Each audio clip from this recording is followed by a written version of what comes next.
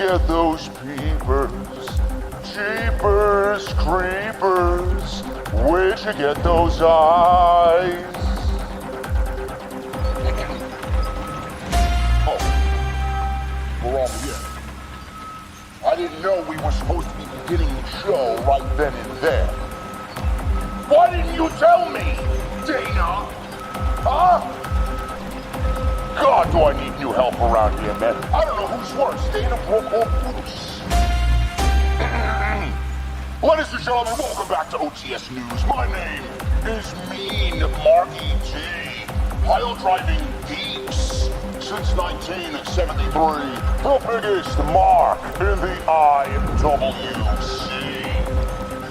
Tonight on Monday Night Raw, one has to wonder if we will see the return of Bray Wyatt after he emerged in Randy Orton's match with Alexa Bliss last night at WWE Fastlane.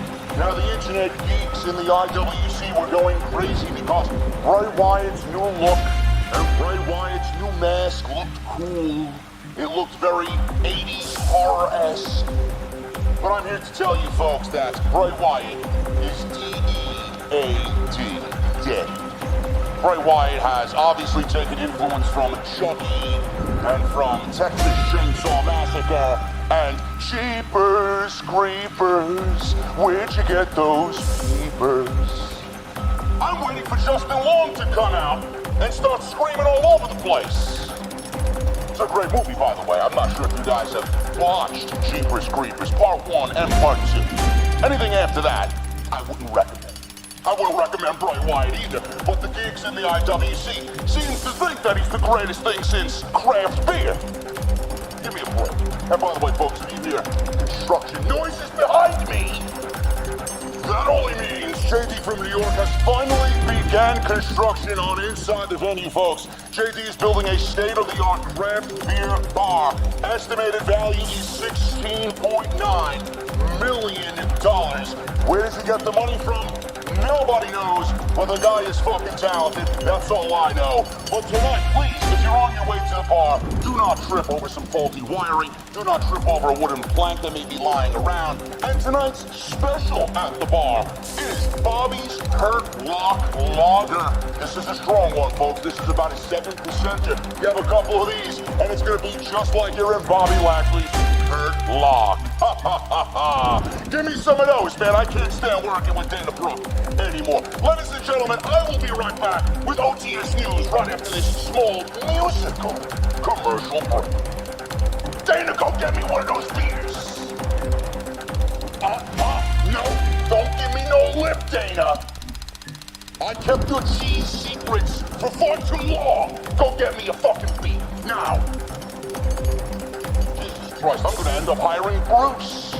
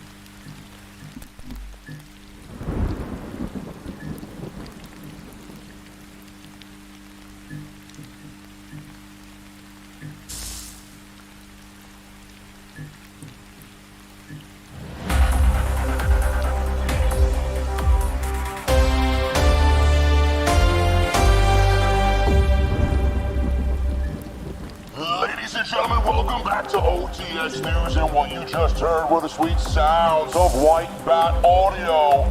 That one was called Chrome Skull.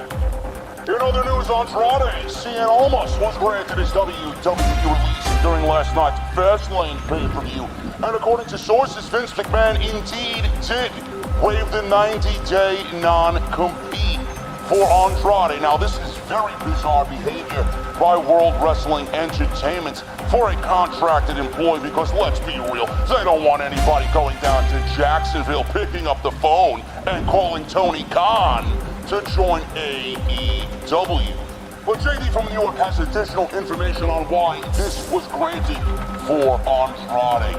Also, sources closest to the situation are talking about Charlotte Flair. Where is Charlotte Flair, and where does she stand as we go into WrestleMania 37?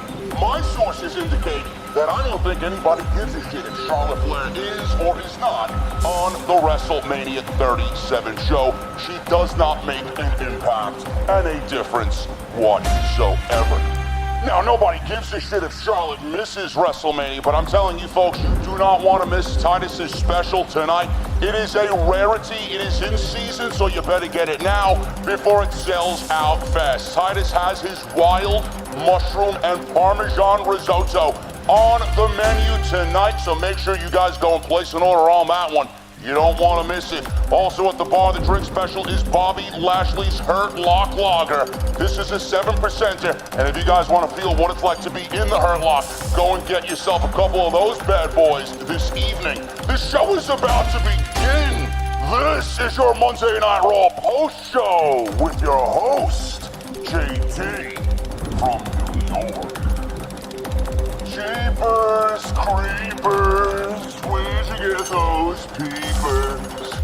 Jeepers creepers, where'd you get those eyes? Man, I should be on Broadway. Listen, Dana, don't give me those nasty looks. I told you to go get me beer, and while you're at it, go get me some fucking risotto, huh?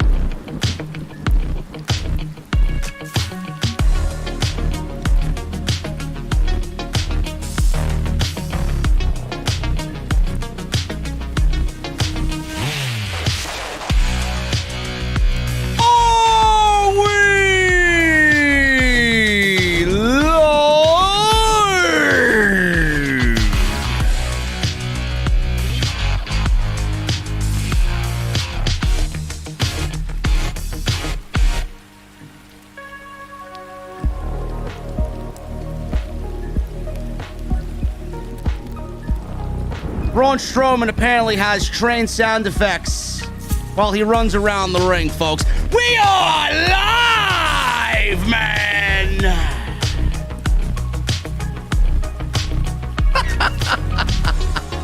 It took me a little while to come up with something that actually happened on this show, man. What exactly did we watch tonight? What exactly did we watch for 3 hours? Braun Strowman has sound effects of a choo-choo train while he runs around the ring. Bray Wyatt and Randy Orton did exactly what they did last night at Fastlane. Bruce Prichard and Vince McMahon buried the Hurt Business tonight. And Rhea Ripley shows up. First night on Monday Night Raw, points to a logo, gets a WrestleMania title match, and that's it. God, do I hate this show. I got news on Andrade. I got news on Charlotte Flair and where she's been. And I got the news on what's taking place on each of the nights for WrestleMania 37, if at this point you still want to call it that. Ladies and gentlemen, this is the only podcast you need on your Monday night. You know what to do. This is your Monday Night Raw post show on the best damn fucking podcast in the IWC. This is Off the Script.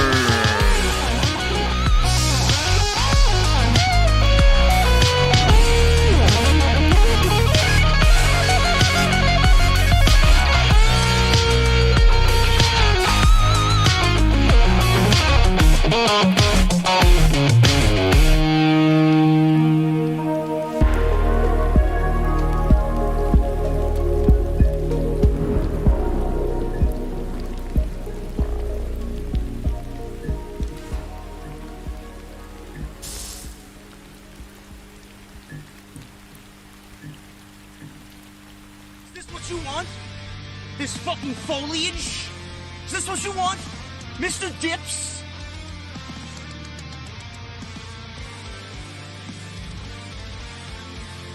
Is this what you want? Me standing in front of EC3 buying designer coats? Is this what you want?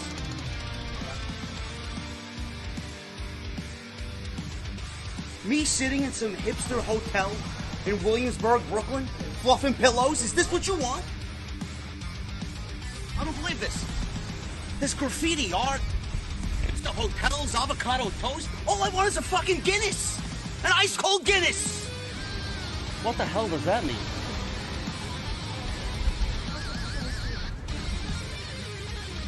Oh, this is what you wanted.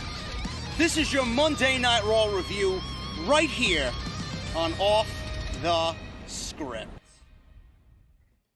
What is going on, guys? Thank you so very much for joining me right here on Off the Script. This is your Monday Night Raw post show for March 22nd, 2021. You know, usually I start these shows off with something off the top of my head, a really topical piece of discussion about what happened on Monday Night Raw. I think tonight's the first time in a long time that I don't have anything, man. I really don't have anything. And it's not because I don't want to talk about anything. I just don't have anything. Monday Night Raw is absolutely a steaming pile of shit. I think everybody knows that. Fastlane was terrible. I had a couple of geeks who clearly were bounced from the fucking venue crying to me on social media last night and today. Fastlane was great and yada, yada, yada. I got WWE apologists all over my Twitter and whatever else they want to spew at me as if they have stock in the company. I could say it over and over and over again, man. This doesn't feel like WrestleMania season. Even after tonight, it's plain as day. WWE has no fucking idea what they're doing for WrestleMania. I mean, we're 3 weeks away from WrestleMania, and WWE in one night gave us everything that Monday Night Raw has to offer instead of slowly rolling it out over the last 6 weeks. This is what you get when you fail to produce an important Elimination Chamber show. This is what you fail to produce when you have a Fastlane pay-per-view that is completely unnecessary. It's their own fault. WWE gave us several matches on top of Bobby Lashley versus Drew McIntyre for the WWE title coming out of Monday Night Raw. The only two matches that we knew about on Monday night were the WWE and the WWE Raw Tag Team titles. That's it. Tonight we got Braun Strowman versus Shane McMahon confirmed. Tonight we got Bray Wyatt versus Randy Orton confirmed. Tonight we got Asuka versus Rhea Ripley, confirmed for the WWE Raw Women's Championship. It sucks. It really does suck. I am not emotionally invested in anything that they're doing on this show. Anything that's coming out of Monday Night Raw, I am not emotionally invested in. I don't care.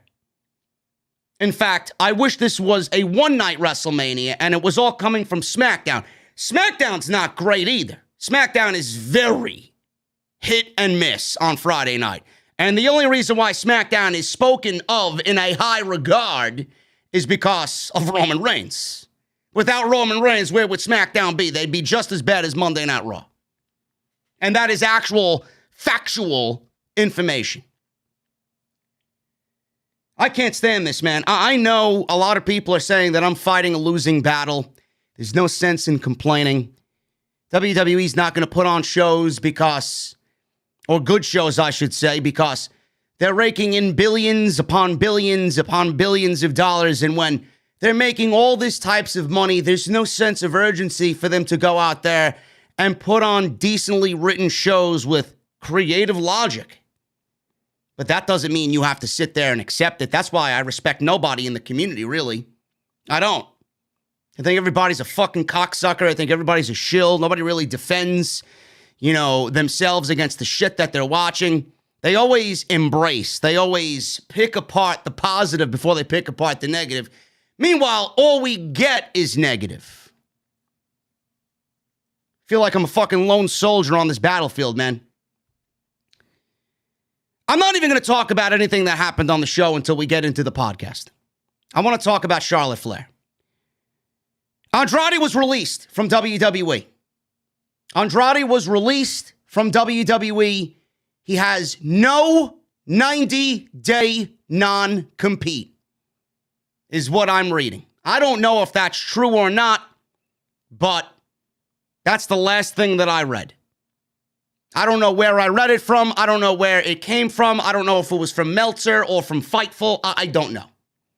I don't know if that's legit. But if that is the case, God bless him. He can show up on Dynamite on Wednesday night, even though I don't think that's probably the right move to make. The rumors going around on the internet today, and I was one who definitely believed it. And I didn't believe it because it made sense. I just pieced the things together to kind of come to my conclusion. There was a report on social media about Charlotte going to WWE and threatening to walk out if Andrade, her fiance, did not get his release from the company. Now, I'm not saying that the report or the source that was stated online was correct. But why is it a situation that when something like that comes up, why is it so hard for people in the community to believe? Who's to say Charlotte didn't want to defend her fiance? Why does Charlotte have to abide by WWE because she's a Flair, because she's WWE's golden blonde goose? Why? Why is that so outlandish for you to believe? Everything kind of lined up, right? WWE took her off of the WrestleMania poster. They took her off of the WrestleMania poster for a reason. She was there, front and center. She was the only other female besides Bianca Belair and Sasha Banks on the poster, and she didn't even have a match yet. This was before the news that she broke tonight. Then Andrade asks for his release.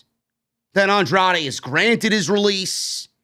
Andrade is granted his release without a 90-day non-compete.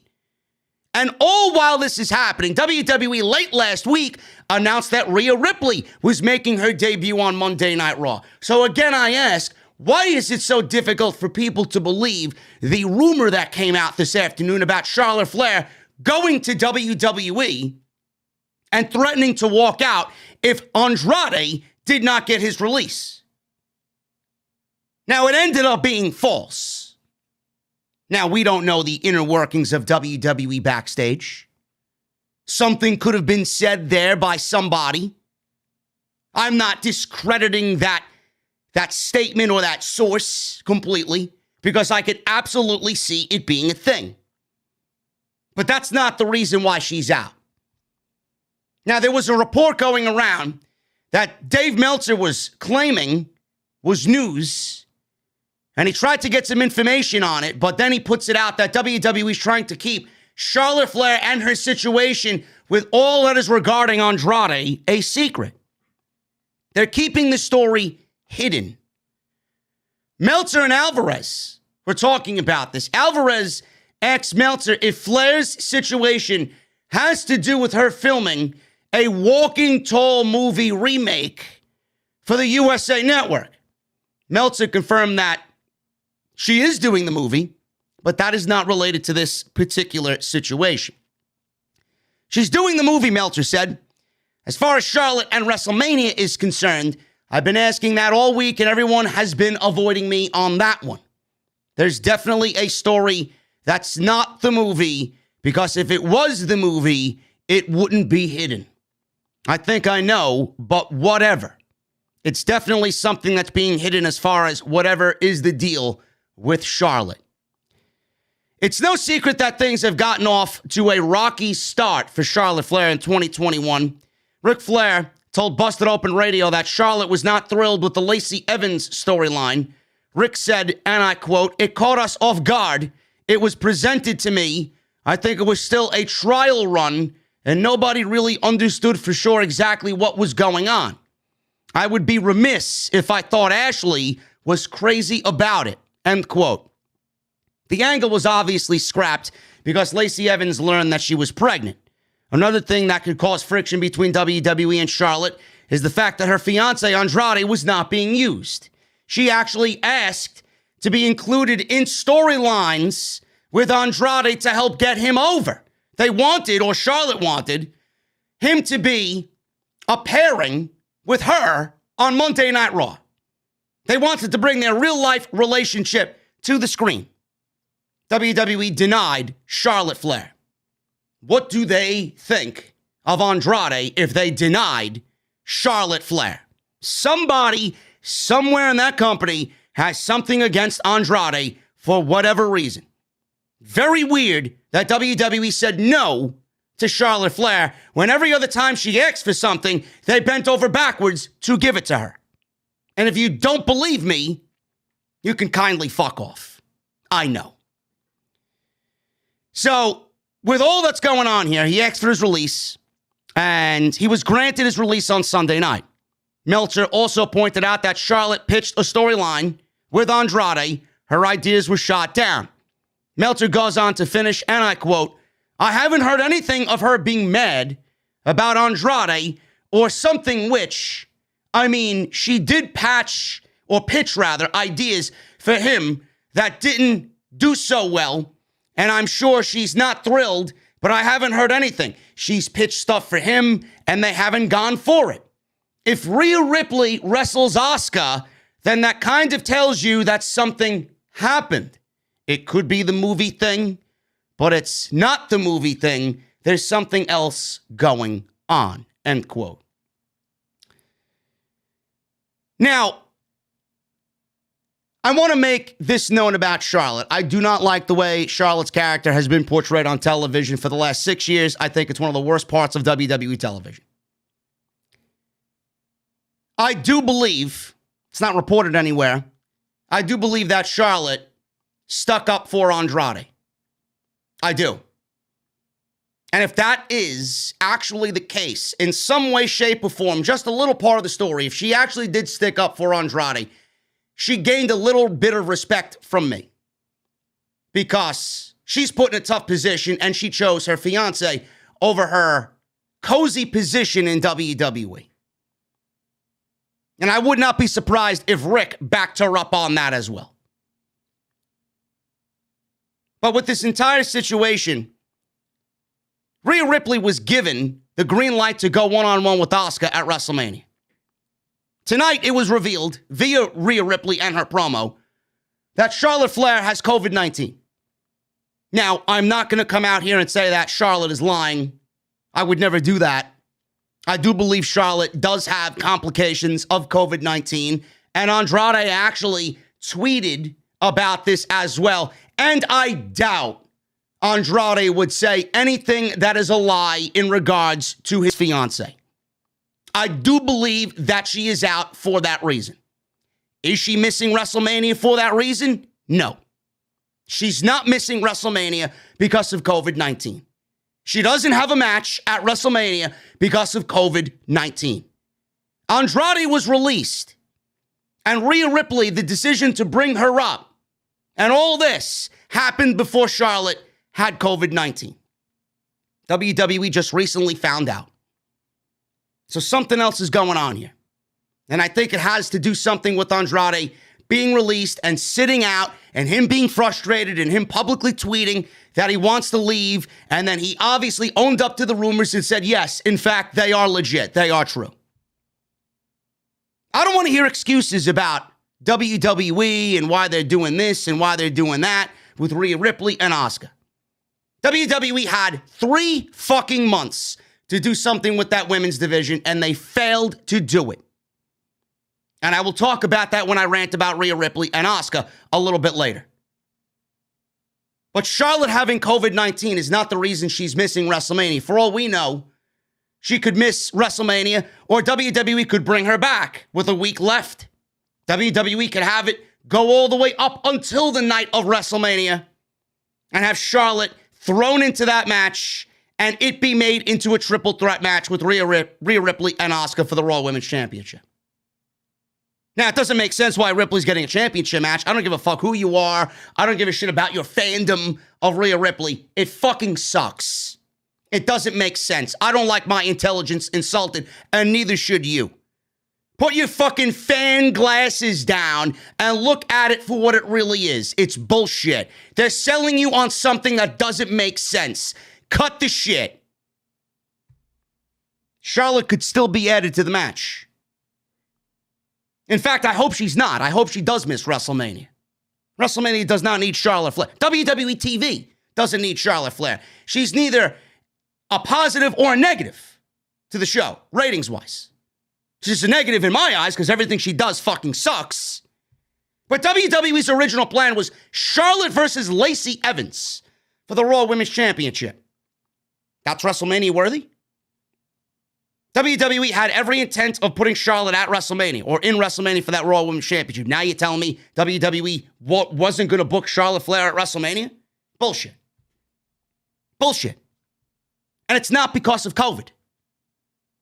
COVID or not COVID, Charlotte was going to be at WrestleMania. Everything is centered around Andrade being released. Do I think that there were discussions about Charlotte sitting out of WrestleMania or threatening to sit out of WrestleMania because Andrade didn't get his release? Absolutely.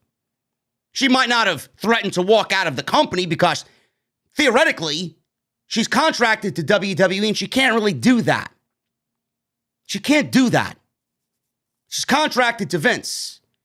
Could she tell Vince McMahon, listen, if my fiance doesn't get his release without a 90-day and you don't do this now, I'm not working WrestleMania? You guys don't believe that? What is so far-fetched about that?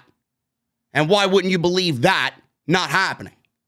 I could absolutely see that happening. COVID is just there. COVID is COVID. Everybody, at least once on this roster, has gotten COVID.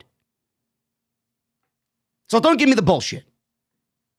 WWE is clearly doing something with the Women's Championship. Now they have to reschedule their plans, but those plans always were going to involve Charlotte Flair. COVID just prolonged them just a little bit. WWE, they promised that they would reveal some of the matches that are going to be taking place on the specific nights of WrestleMania. I now have that news here tonight. WWE confirmed that Bobby Lashley and Drew McIntyre for the WWE title will be taking place during night 1 of WrestleMania. The SmackDown Women's title will be featured on night 1 as well. WWE also announced that there will be a triple threat match with Roman Reigns. Well, they didn't really announce yet, but it's all but confirmed after Fastlane.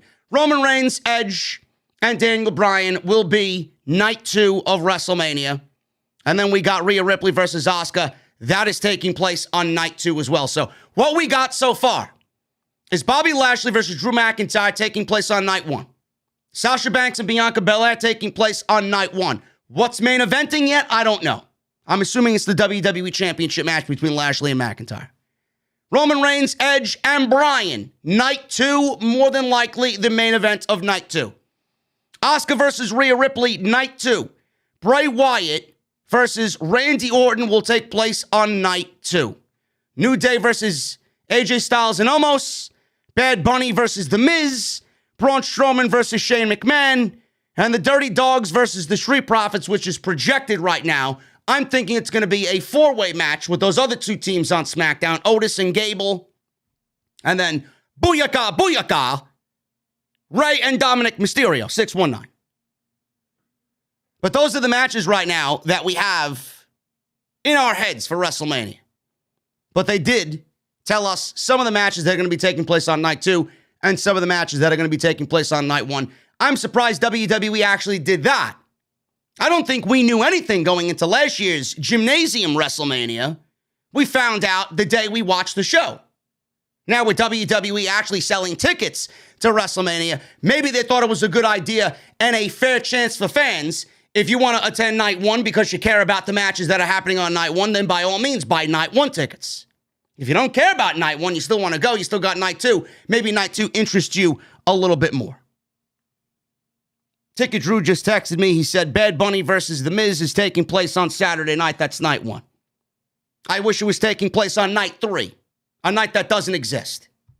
It's awful. Hey, hop, hop. Just want you guys to be sure of what you're watching. And remember that Miz was the WWE champion 2 weeks ago, 3 weeks ago. Hey, hop, hop. WWE champion, right? Yeah, sure. So that's that, folks. But I thank you guys for joining me on the podcast, man. Hit that thumbs up. I would really appreciate it. Helps out the channel tremendously. We got 2,100 people in the chat. Holy shit. I didn't really expect a large night tonight, man. But listen, man, everybody wants to be inside the venue. I mean, Titus is serving mushroom risotto. There's drinks at the bar. There's construction going on. Don't trip over anything inside, okay? Please. You got Mean Marky D singing, Jeepers Creepers. Where'd you get those peepers? Bray Wyatt sucks. This shit is fucking garbage, man. The mask is fucking great. Listen, I'd buy the mask. I really would. I'd put it on display somewhere on the wall where I got some space. But, I mean, Jesus Christ, man. If you guys are watching this and you're enjoying it, you know, I can't see you actually enjoying this and really telling me what you're really feeling. I think you're bullshitting me. But I thank you guys anyway. And please hit that thumbs up. Helps out the video. Chat is open. Super chat is open. Get them on in. We got some major donations already, man. We got a couple of 100 bombs. So I appreciate you all. We will go over it at the end of the show. I think Gus donated $100. Jesus Christ, man. Dayron with 20. We got Matt with 10. We got Gus with 100. You guys are fucking beasts. There's a 50 bomb in there somewhere. I love you guys, man. I absolutely love you guys. Thank you for being a part of this with me. And I appreciate you. Follow me on Twitter, man, at JDfromNY206. That's Twitter and Instagram. Hit that subscribe button down below. Turn on the bell for all notifications. If you guys want to check out all the other videos, like my Fastlane review from last night, 2,500 live on YouTube. Awesome stuff there. Number 1 in the entire community. As always, make sure you guys go and check that out. That is linked down below in the description. I will be here live Wednesday with Jesse for Dynamite, live episode of Dynamite. Back here Friday for SmackDown. And then, obviously, we got 3 weeks till WrestleMania. So I should have a ton of WrestleMania news and rumors on Saturday for episode 369, I believe, or it's 370. Either way, Off the Script will be live on Saturday as well, 5 p.m. Make sure you guys go and check out my other project with my boy Jason, Big Hodge Media. We got Critiques and Connoisseurs. We got 4 episodes. The playlist is down below. Go and check it out. The last episode was about Stone Cold Steve Austin. We drank a Broken Skull IPA. We talked about our favorite Stone Cold matches and Stone Cold moments. This Saturday is one of the highly regarded episodes that I've been looking forward to, man. It's about Sasha Banks. We're going to talk about Sasha Banks, and I had to do some investigative work and find out what Sasha Banks drinks when she's relaxing at home. I did that, And we're going to be drinking something that goes with Sasha Banks perfectly, man. It is legitimately the blueprint of alcohol. Can't wait to show you guys, and we will go over that on Saturday. Critiques and connoisseurs, go hit that subscribe button down below and let me know how you think or what you think of the show so far. And season 2 will be filming very, very soon. We're just coming up with a location. Let's hit Monday Night Raw from the top, man. They went right to Sheamus and Bobby Lashley. I didn't really understand why this match was happening. This match legitimately happened in the main event of the go-home show last week on Monday Night Raw, and Sheamus suffered a loss because there's no way Bobby Lashley, as the WWE Champion, is going to lose immediately after he just won the WWE title from The Miz. So Sheamus, I could sit here and bash Monday Night Raw all night. In fact, I would probably take great pleasure in doing that. And I gotta say, Raw sucks. But there are some bright spots, very rare, about Monday Night Raw. One of those bright spots is Sheamus. Sheamus has been doing some of the best in-ring work of his entire career in this year alone. Whether it's with Matt Riddle, whether it's with Drew McIntyre, the guy is absolutely at the top of his game as far as an in-ring performer right now. I have major respect for Sheamus. In fact, Sheamus may be in line for a WrestleMania match, and we'll talk about that a little bit later. But this match with Bobby Lashley did not make any sense whatsoever. They just threw it out there, and it was pretty much Bruce Pritchard and Vince McMahon thinking about what to do to fill the maximum amount of time, and they were like, man, I got no ideas. And all Bruce did was go into the trash pail for last week's show, pull out last week's script and say, hey, Vince, I got a bright idea. I don't think the fans are too fucking smart to even remember that it happened last week. Let's do Sheamus versus Bobby Lashley. Nobody cares, Bruce. I got to give Sheamus some credit, though. Guy had a fucking war with Drew McIntyre at Fastlane for, again, absolutely no reason. Guy's still got visible welts on his back. Comes right back, has a fucking 15-minute match with Bobby Lashley after he went 20 in a no-holds-barred match with Drew McIntyre. If that's not a tough son of a bitch, I don't know what is. So they had a match here, went about 15 or so minutes, probably less than that. They were having a back-and-forth match until Sheamus became momentarily distracted by Cedric Alexander and Shelton Benjamin arriving at ringside. So the Hurt Business showed up, which allowed Lashley to knock him from the ring. Alexander started to distract the referee, and Lashley simultaneously, while Benjamin clotheslined Sheamus, he was joining in on the fun here. Lashley appeared confused as to why his buddies were there. We went to commercial break. He didn't understand why Cedric Alexander and Shelton Benjamin were helping him. But this is nothing new. This is nothing new. If you guys are a group, if you guys are a stable, I'm sure if Bobby Lashley is the leader, he would have told those guys before they went through the curtain, listen, I don't need you out there. Sounds like there's some problems in the Hurt Business. There's some miscommunication in the Hurt Business. I thought Bobby Lashley would have communicated to those guys since they all share a locker room, I'm sure. Listen, man, don't come outside. I don't need you. I'm going to take care of Sheamus myself. I'm the champ. None of that happened, apparently. So, at this point, Alexander and Benjamin were on the outside cheering on Lashley. MVP was also confused here. They showed camera shots of him not knowing what the fuck was going on. Lashley was in control, hit a power slam on Sheamus. Alexander tried, I guess, cheering on Bobby Lashley with some words of encouragement here, like he needs it. But Lashley told him to get off the apron, stay out of my business. Sheamus then used this distraction to mount a comeback. He went at Lashley, hit a flying clothesline to the outside. Sheamus hit another one in the ring, and he got a lifting knee strike, went for a cover, only got a 2 count. Sheamus seemed to be setting up for the bro kick, but became distracted by Cedric on the outside. This allowed Lashley to hit a spine buster, apply the hurt lock, and tap out Sheamus for the submission win. Alexander and Benjamin then attacked Sheamus after the match. Lashley continued to look down, very confused as to what was going on. McIntyre came out, obviously cue his theme music. He runs down to the ring, almost runs over a goddamn cameraman. He fought off Alexander and Benjamin. He then dared Benjamin to come after him, but Benjamin was smart, and he backed away.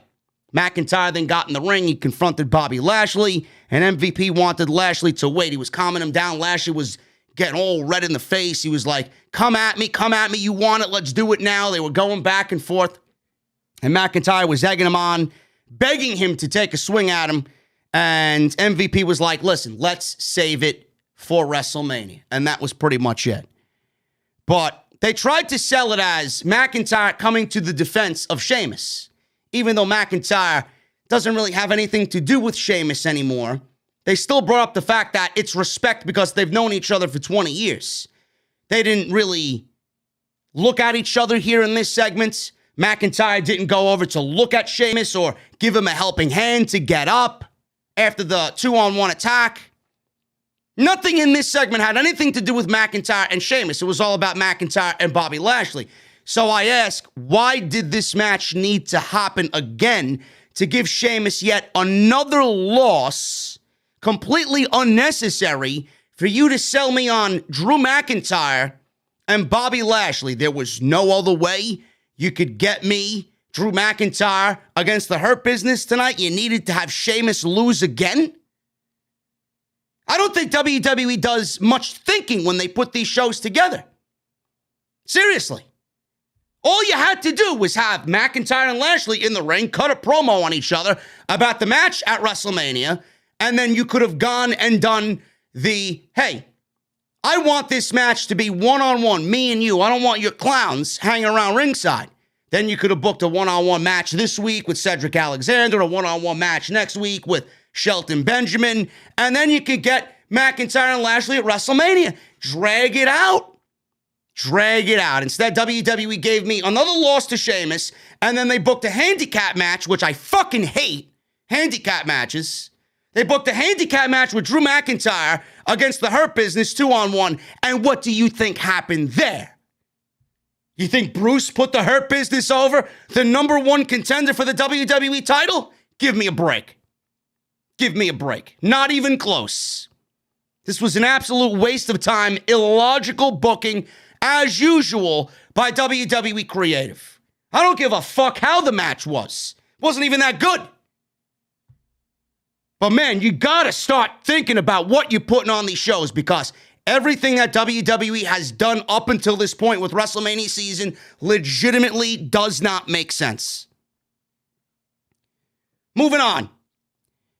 Backstage, Shelton and Cedric seemed pleased with how everything went down. They walked up to Lashley. Cedric said, when you mess with one member of the Hurt Business, you mess with all of us.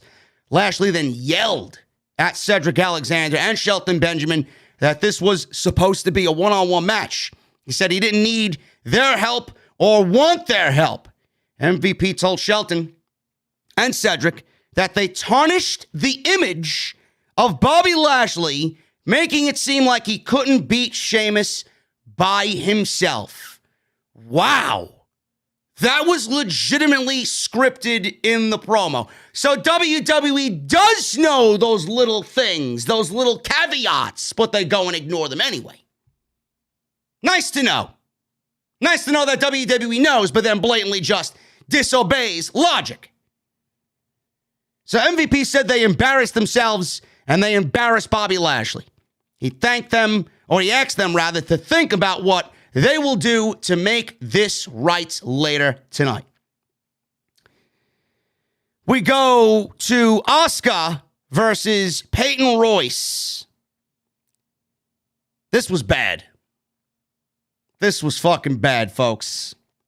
For all the people that are claiming, oh, well, Payton Royce is a superstar in the making.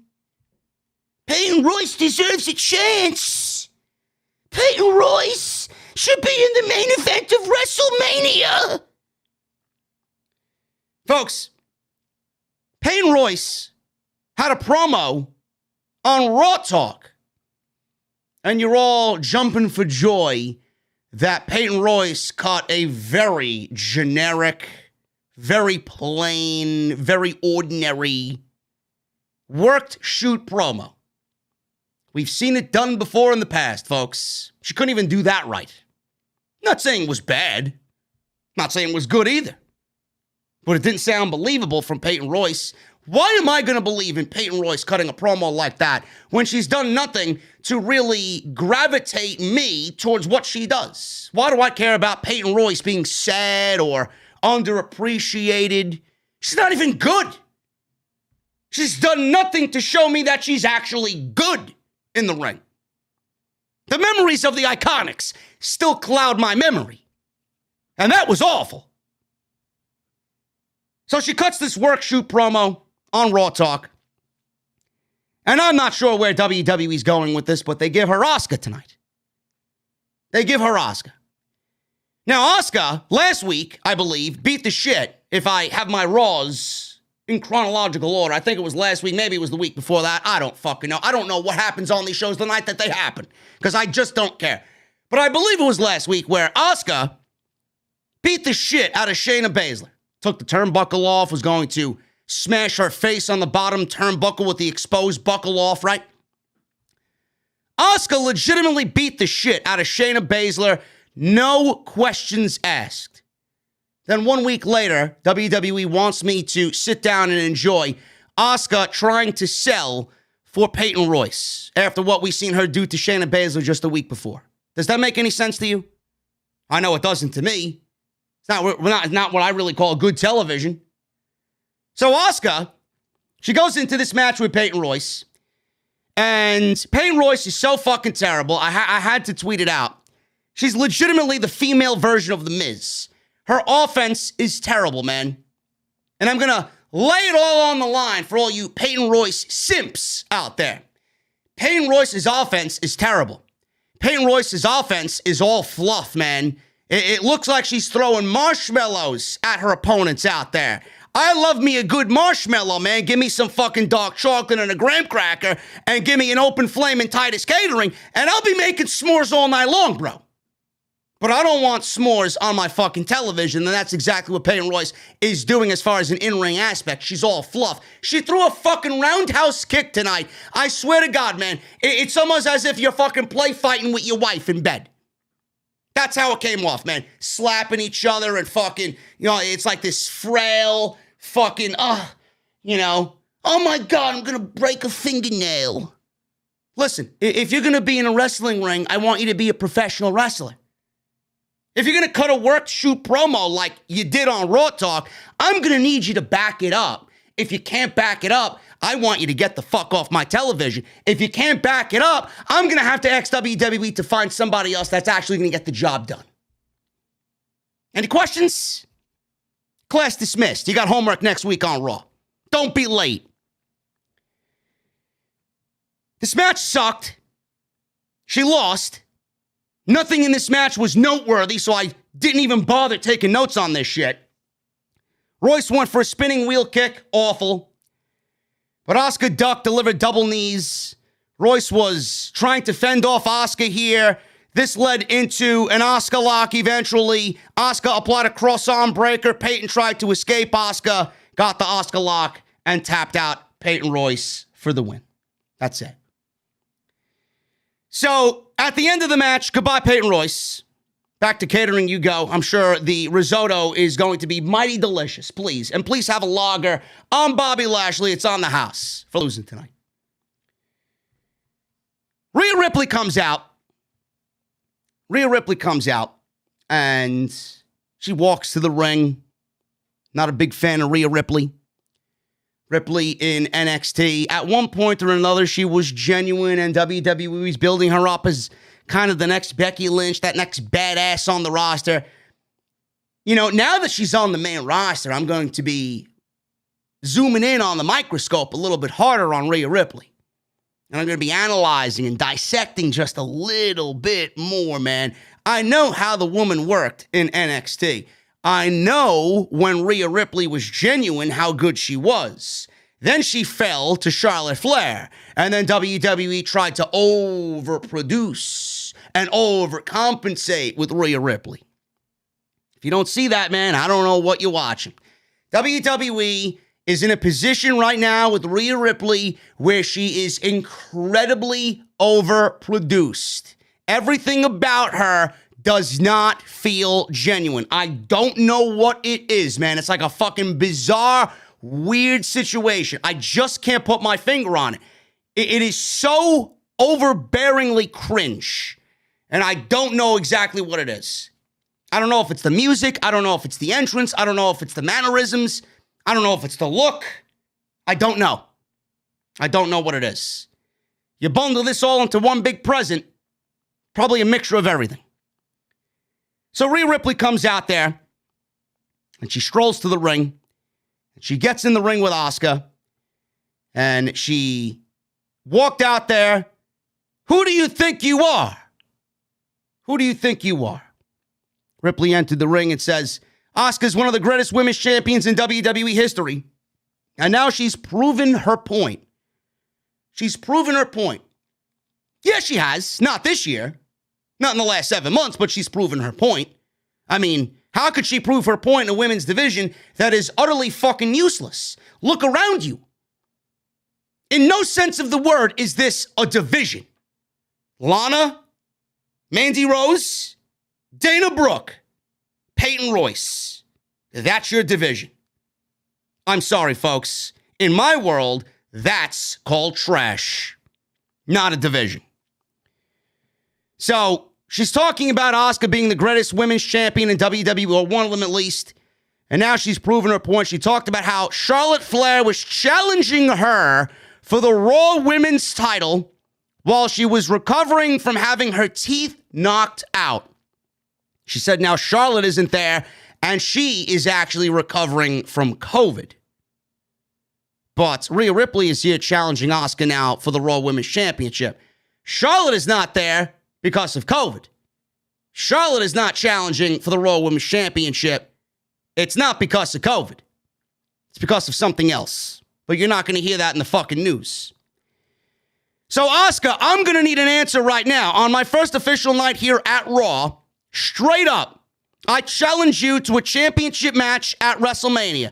Asuka took the microphone. She started speaking in Japanese. She sang and said, "You are not ready for Asuka." I was hoping she would walk away. Then she calmed down and said, "Rhea Ripley, I accept." And that's the way the segment went off. So, let me get this straight, folks. Let me get this straight. WWE wants you to believe that Charlotte is not getting the championship match at WrestleMania because of COVID. Bullshit. Charlotte is not there for other reasons. So they called up Rhea Ripley. They made the announcement early last week about Rhea Ripley coming to Monday Night Raw, getting demoted to Monday Night Raw. Have Rhea Ripley show up on Monday Night Raw tonight. I knew immediately when I seen the graphic that she was debuting on Monday. She's obviously going to factor into WrestleMania plans. Otherwise, why would she be there? Why would she be there? If WWE wanted to use Rhea Ripley, my question is, why didn't she show up after the Royal Rumble where she was legitimately the runner-up in the 2021 Royal Rumble? Why did you wait until now? So, in my eyes, the way I see WWE and how they value Rhea Ripley is they're using Rhea Ripley not because they value Rhea Ripley, but now Rhea Ripley is a good replacement for Charlotte Flair. It's not really the position I want to be in if I'm Rhea Ripley. Yeah, she's getting a championship match at WrestleMania. Yeah, she's at WrestleMania in a match against Asuka. Fine. But you are a replacement for somebody else that WWE would rather have in there. If WWE valued Rhea Ripley, don't you think she would have been on the main roster already, factoring into plans? If WWE wanted to use her at WrestleMania, don't you think she would have been there by now? Doesn't make sense to me. Just bad business. Additionally, I see all these check marks, and I see all these geeks. I see all these shills on social media getting excited and giddy about a Rhea Ripley-Asuka match. Now, granted, the match should be great. Charlotte and Rhea Ripley had a very good match last year. I'm expecting the same thing from Rhea Ripley and Asuka. Probably a better match, because I think Asuka is better than Charlotte. So maybe Rhea has a better match with Asuka. It's going to be a great match. But I got to ask you people, do you like your intelligence insulted? Why are you excited about this match, knowing and willingly knowing at that it doesn't make any sense? Why? So, my question to everybody is, you think it's okay for Rhea Ripley to show up on Monday Night Raw 3 weeks before WrestleMania, look at a fucking logo, point, look at Asuka, ask, and receive a title match for basically doing nothing? You're okay with that? I had some people use excuses. Oh, but she was the runner-up in the Royal Rumble. Second place don't win prizes here, bro. Second place doesn't net you anything in the Royal Rumble. I don't give a fuck who you are. You could eliminate it all. You could have eliminated all 28 other fucking people in that Royal Rumble and still lose the Royal Rumble. I don't give a shit where you ranked in that Royal Rumble. Completely irrelevant in my opinion. What exactly did Rhea Ripley do to earn this title shot at WrestleMania? She didn't win the Royal Rumble. So WWE, from my vantage point, they just buried the concept of the Royal Rumble. You do realize that 30 women were in that Royal Rumble, Rhea Ripley being one of them. Bianca Belair being the other, who won a championship match because she outlasted 29 other people. WWE told you tonight that the Royal Rumble concept is dead. Why? Because Rhea Ripley shows up on Monday Night Raw 3 weeks before WrestleMania and is granted a title match for basically doing nothing. She has not had one match on the main roster at all. I guess you're okay with that, right? Not only did WWE ruin the Royal Rumble, WWE completely made the Elimination Chamber fucking irrelevant. If WWE wanted to use Rhea Ripley, like I said, on the main roster, don't you think she should have showed up on Raw on February 1, 2021? Don't you think?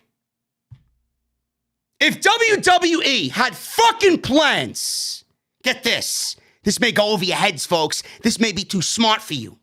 If WWE had plans, they would have actually booked, instead of the fucking chamber matches that we got at the Elimination Chamber, they would have done what absolutely needed to be done, because Bianca was going to challenge Sasha, Edge, or somebody.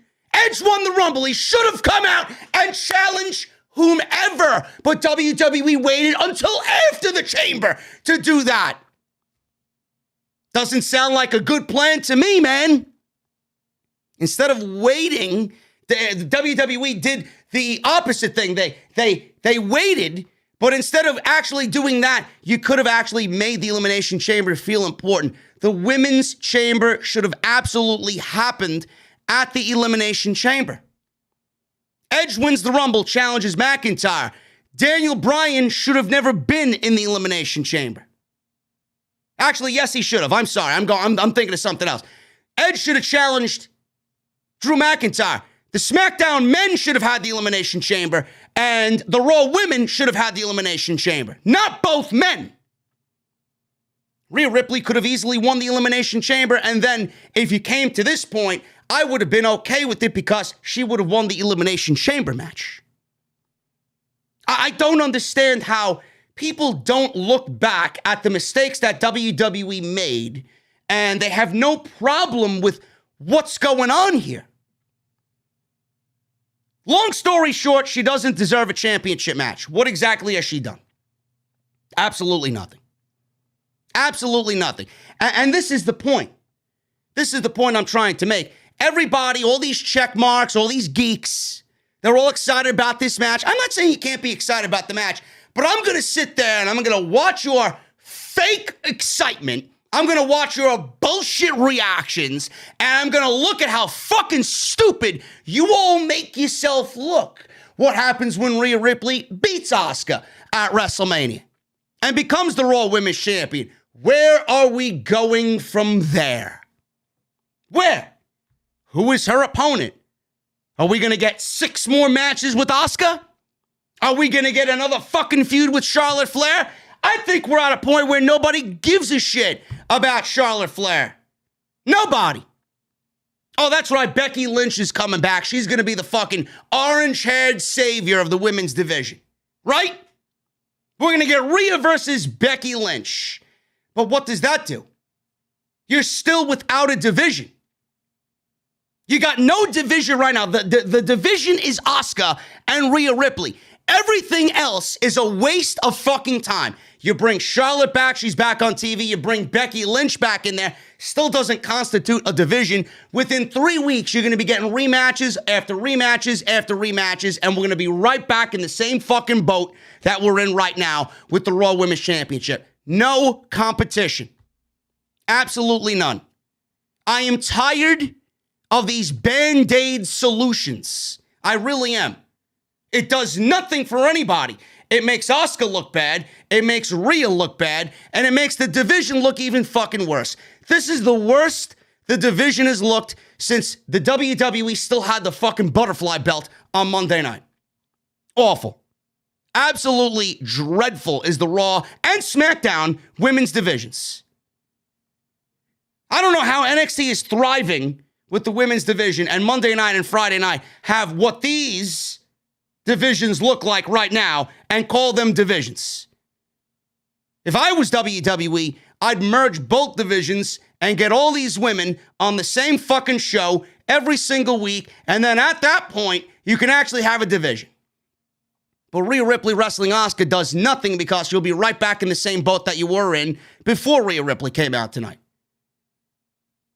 Ruin the Royal Rumble, ruin the Chamber. WWE ruins everything, and they make everything feel unimportant. Fucking awful. Moving on. Miz TV. Miz and Morrison stood in the ring. They were taking jabs at Bad Bunny. Miz said he's a 2-time Grand Slam champion. He asked Morrison, who else is a 2-time Grand Slam champion? Morrison said, not John Cena. Not Brock Lesnar.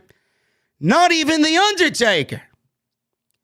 Miz says he's been the backbone of WWE for 15 years. He touted Morrison.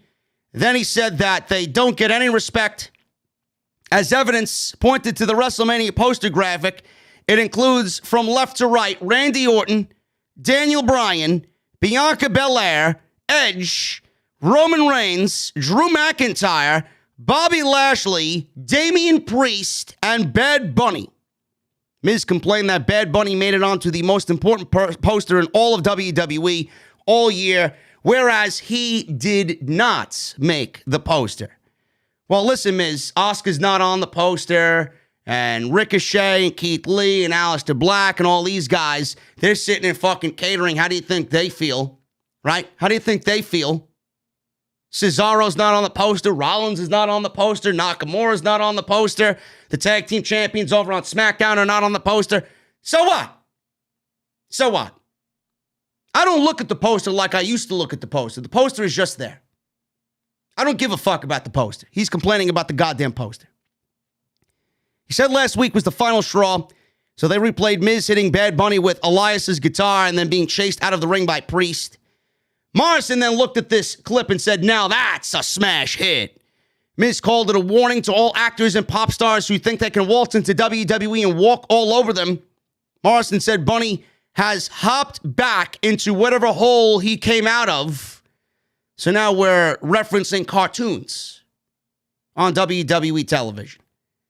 Bad Bunny hopped back into whatever hole he came out of. Awesome. Really gets me excited about a WrestleMania match potentially featuring Bad Bunny. And then Morrison and Miz said they will premiere their new music video in honor of Bad Bunny next week, and it's called Hey Hey, Hop Hop. I kid you not, folks. This is a legit wrestling segment on a wrestling program on Monday night that I just mentioned here on the podcast. Hey, hey, hop, hop. I want you to be aware that The Miz was WWE champion as of 3 weeks ago. And he's got a new music video out called Hey Hey Hop Hop next week. Do you know what the opposite of a Bad Bunny is? A bad rapper. So we got a clip airing of Miz and Morrison dancing and singing in bunny outfits. Miz then challenged Bad Bunny to a match at WrestleMania. He said if he wants a preview of what he'll do to him, watch his match tonight against Jeff Hardy. So the rumored match of Miz and Morrison versus Bad Bunny and Damian Priest is not happening. Clearly, that's the way that they were going. Plans changed. Bad Bunny is getting a one-on-one match with The Miz. I don't know why this is a one-on-one match. The only thing I could possibly think of is that Bad Bunny has been training at the Performance Center, and WWE is confident enough in not only Bad Bunny to hold his own in the ring, but confident enough in The Miz to lead him in a one-on-one match at WrestleMania. Now, John Morrison and Damian Priest were on the promotional poster for the graphic of this match, so they will be there. I was just hoping that Damian Priest got a WrestleMania match already in his short run on the main roster. So I'm guessing he's going to have to wait till next year for WWE to do that for him. But we're getting Bad Bunny versus The Miz at WrestleMania. There you go. Now, I want to say, I don't give a fuck about the match. You know, everybody can talk about how they respect Bad Bunny for respecting the business. Fine. Fine. He shows respect to the business. He's good in my book. But I want you guys to be aware of this. Bad Bunny was shit on by 99% of the people who don't want to see this type of bullshit on Monday Night Raw. And for obvious reasons, legit reasons.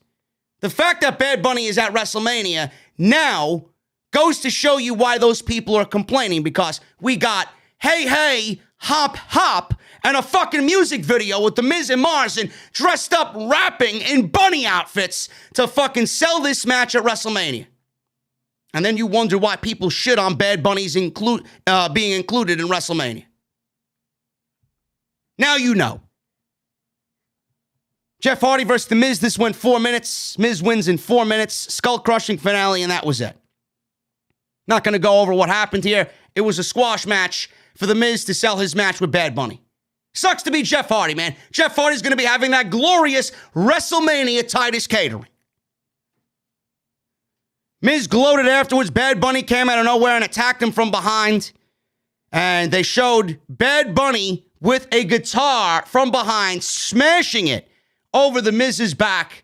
If you guys remember last week, Miz smashed Bad Bunny in the back with a guitar. Very weak. They must be taking lessons together, Miz and Payton Royce. It looked like a fluff job by Payton Royce with this Miz guitar shot. Bad Bunny showed The Miz how to fucking swing a goddamn guitar tonight. Smashed that thing right over his back. Then he accepted the challenge and called him a bitch. So there you go. One of the best things that happened on the show tonight was AJ Styles, Omos, and The New Day. Now, some of you might not have enjoyed this campy humor or this juvenile humor, but I found it to be quite funny. I just think AJ Styles has a very funny and natural delivery when he's trying to do comedy. It's not really what I would look at when I look at AJ Styles. I look at AJ Styles as a legit pro wrestler, not a fucking comedy character. But it goes to show you how talented the guy is. So, Styles is in the ring with Omos. They replayed Omos chokeslamming Xavier Woods through the table last month. And Styles said Omos is going to slam New Day through the ring. Never mind the announce table at WrestleMania. New Day came out, and they were their usual selves here. Very over the top, very obnoxious. And they said Omos is Styles' attempt to make up for his lack of size. New Day challenged Styles to prove how much he really knows Omos, whom he claims is his best friend. Styles claims that Omos is his best friend. They asked him, what is his favorite color? What is his favorite ice cream? What is his favorite WWE superstar? AJ Styles got all these questions wrong. Now, the one that I was confused by the most. Now, he said his favorite superstar was Andre the Giant. I get it. He's a tall dude. He likes one of the greatest, if not the greatest big men in all the business, Andre the Giant. He said his favorite ice cream, this is the one I was confused by, though.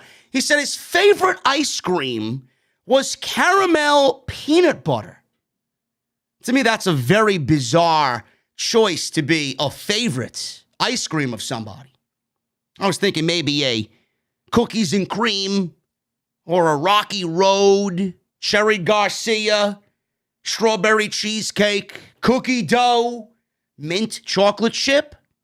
You know? I don't know, man. I don't know. Peanut butter caramel sounds like a very weird favorite ice cream. Now, I love me some peanut butter. Don't get me wrong. I'm not a big fan of caramel. Or I'm not, you know what else I'm not a big fan of? People that pronounce caramel. No, man, it's caramel, not caramel. Caramel. Jesus Christ. I used to work with somebody. I used to work with a manager at Starbucks. It was a situation where I worked with her every morning, and she called what was, to me, a bagel. She used to call it bagels. No, bitch. It's a bagel with cream cheese, not a fucking bagel. Or sprinkles. They used to call them jimmies. Motherfucker, it's a goddamn sprinkle, for Christ's sakes. What is this foreign language you're fucking trying to make me adopt here, man? Jesus Christ. Anyway, I thought this segment was funny. I really did. So almost said Andre the Giant, caramel peanut butter. He mentioned something along the line. I don't know what his favorite color was. It was a form of a reddish tint. Marve or whatever the fuck he said. I don't remember what he said. But he got them all wrong. And we got a match between Kofi Kingston and AJ Styles. So this was probably the best match of the night, to be quite honest with you. Kofi Kingston wins in about 13 minutes. And I was surprised by that outcome, but kind of not, because they just won the tag team championship, so they need to win. And I'm guessing that the New Day won because AJ Styles had almost already got their match. So why did the New Day need to lose on the way to the pay-per-view? If WWE had no plans for the tag team championship, then AJ Styles would have definitely beat Kofi Kingston tonight on Raw. So Styles set up for the phenomenal forearm. Woods was on the outside. He started blowing the trombone, which caused Styles to stumble on the top rope. He regained his footing. Styles went for the forearm again, but Kingston countered into an SOS for the pinfall victory. Good stuff there by both Kofi and AJ Styles. It makes me wonder how much workload AJ Styles is going to have at WrestleMania. I am absolutely dreading almost being in the ring.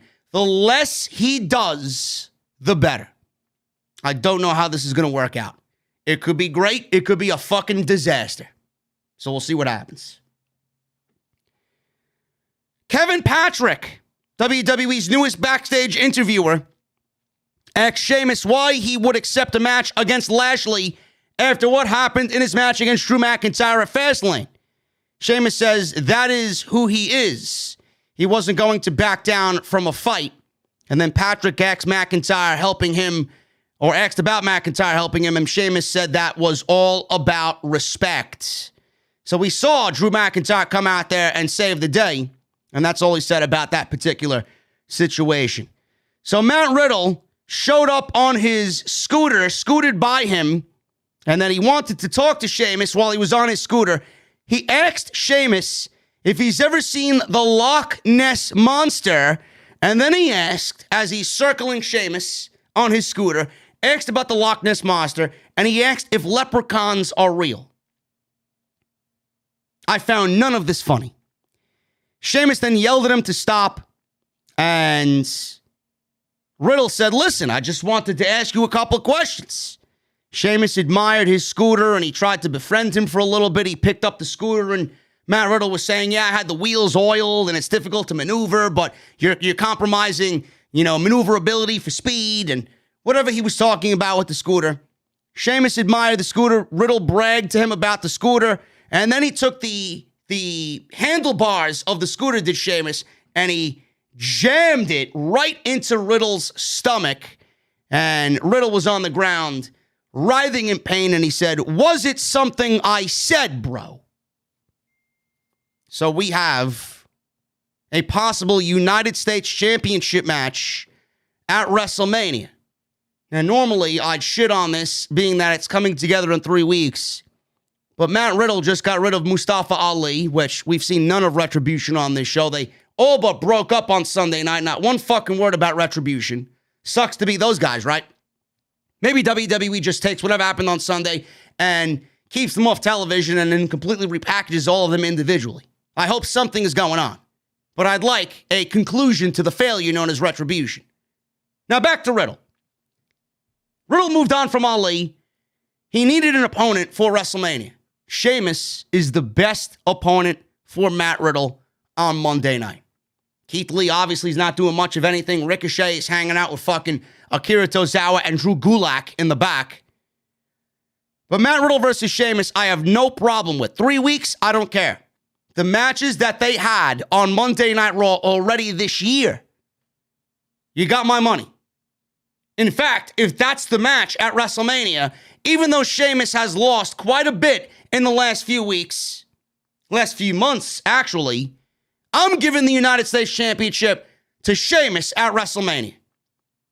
So if that is actually a match, which by all confirmation, after what happened tonight, seems to be the direction, we could be looking at a possible match of the night candidate on whichever night that match is going to be taking place. I'm all for it, man. They had great matches together, and I think at WrestleMania, with something on the line, those guys are going to go out there and kill it. Should be fucking awesome. And Matt Riddle, man, I don't know what the fuck they did to Matt Riddle. I'm going to say it every time. And I know there are a lot of people that either agree with me or don't agree with me, but more people are actually starting to see what's going on with Matt Riddle. I don't think he's funny on the main roster.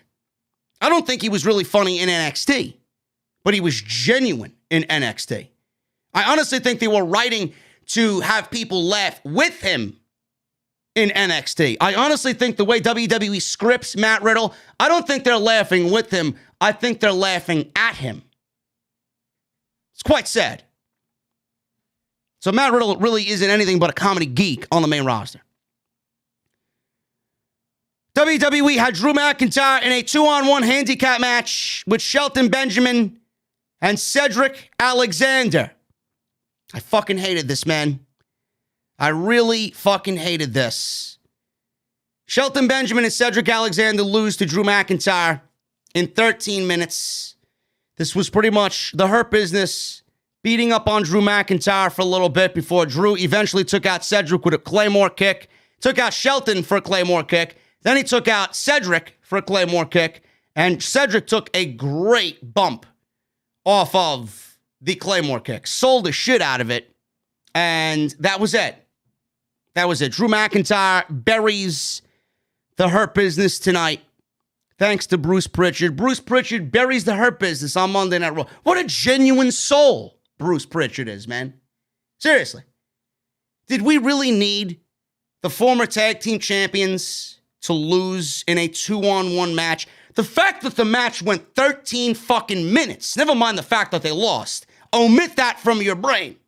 The fact that Shelton Benjamin and Cedric Alexander of the Hurt Business went 13 minutes in a handicap match with Drew McIntyre goes to show you that they were buried before the bell even sounded at the end of the match. I hate matches like this, man. You should never put two quality guys like that in a situation to be buried by one guy. It never works out good, and it never looks good. Then you got all the fucking geeks on social media. Oh, Shelton Benjamin is one of the best sellers in the business. Yeah, that doesn't really negate the fact that he got buried by one guy with his tag team partner who looked equally as terrible tonight. There was no other way to give me this match. Seriously. You couldn't make this a running thing throughout the last 3 weeks of Monday Night Raw. Couldn't do that. Couldn't give me Drew McIntyre and Sheamus versus Cedric and Shelton. couldn't do something like that, right? I don't understand that. Instead of doing the handicap match and Drew beating both of them in one night, couldn't give me a one-on-one match with Drew and Shelton. Then next week, Drew and Cedric. And then maybe Drew and Sheamus versus Cedric and Shelton. Even though they would have lost all those matches, none of them would be worse than losing a 2-on-1 handicap match to one man. This was ridiculous. Absolutely ridiculous. Bruce Pritchard was in a giving mood. He gave everybody the burial of the Hurt Business tonight. After the match was over backstage, Lashley yelled at Cedric and Shelton that if they couldn't handle Drew, he's going to go and find somebody else who can. So Lashley walked into the next room, and in the locker room, we saw Drew Gulak, Akira Tozawa, Gren Metalik, Lindsay Dorado, Humberto.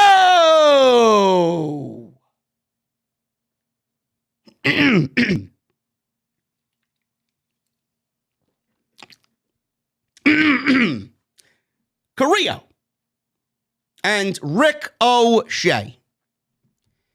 Can you imagine being Ricochet, man? Can you imagine being Ricochet standing next to these guys? Can you imagine that? Now, I'm not taking anything away from Lindsay Dorado and Gren Metalik. They're great performers. Drew Gulak is a world-class professional wrestler, right? Akira Tozawa is a great professional wrestler. But Ricochet sitting there in the middle of all that, man, my God. What is that man thinking to himself? Fuck, I wish I was Andrade. Give me a break. Give me a break. Out of all those guys, Bobby Lashley said if anybody can take out Drew McIntyre, he's going to give a WWE Championship match to one of those guys. Now, clearly, after everything we've seen, out of all those guys standing there, I want Ricochet versus Bobby Lashley for the WWE title. But none of that's going to happen. Nobody's beating Drew McIntyre on the road to WrestleMania. Nobody. So now Drew McIntyre versus Bobby Lashley, because McIntyre beat the Hurt Business in a 2-on-1 handicap match. Now they're barred from ringside at WrestleMania. Great. There had to be another way for you to get to that stipulation without having them lose a 2-on-1 handicap match. Gotta be. Gotta be. Mandy Rose and Dana Brooke versus Nia Jax and Shayna Baszler with Reginald. Folks, I would never lie to you. I would never lie to anybody here in the venue tonight.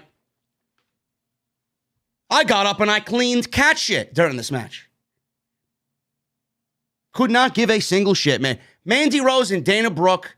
Listen, Mandy Rose had all the potential in the world when she was teaming with Sonya Deville, and even when they split, Mandy Rose as a tough badass with Sonya Deville on the same roster. They were leading that SmackDown Women's division in the Performance Center. I loved the presentation of both Sonya and Mandy. I really did. Mandy Rose has fallen so far, and Dana Brooke is not helping.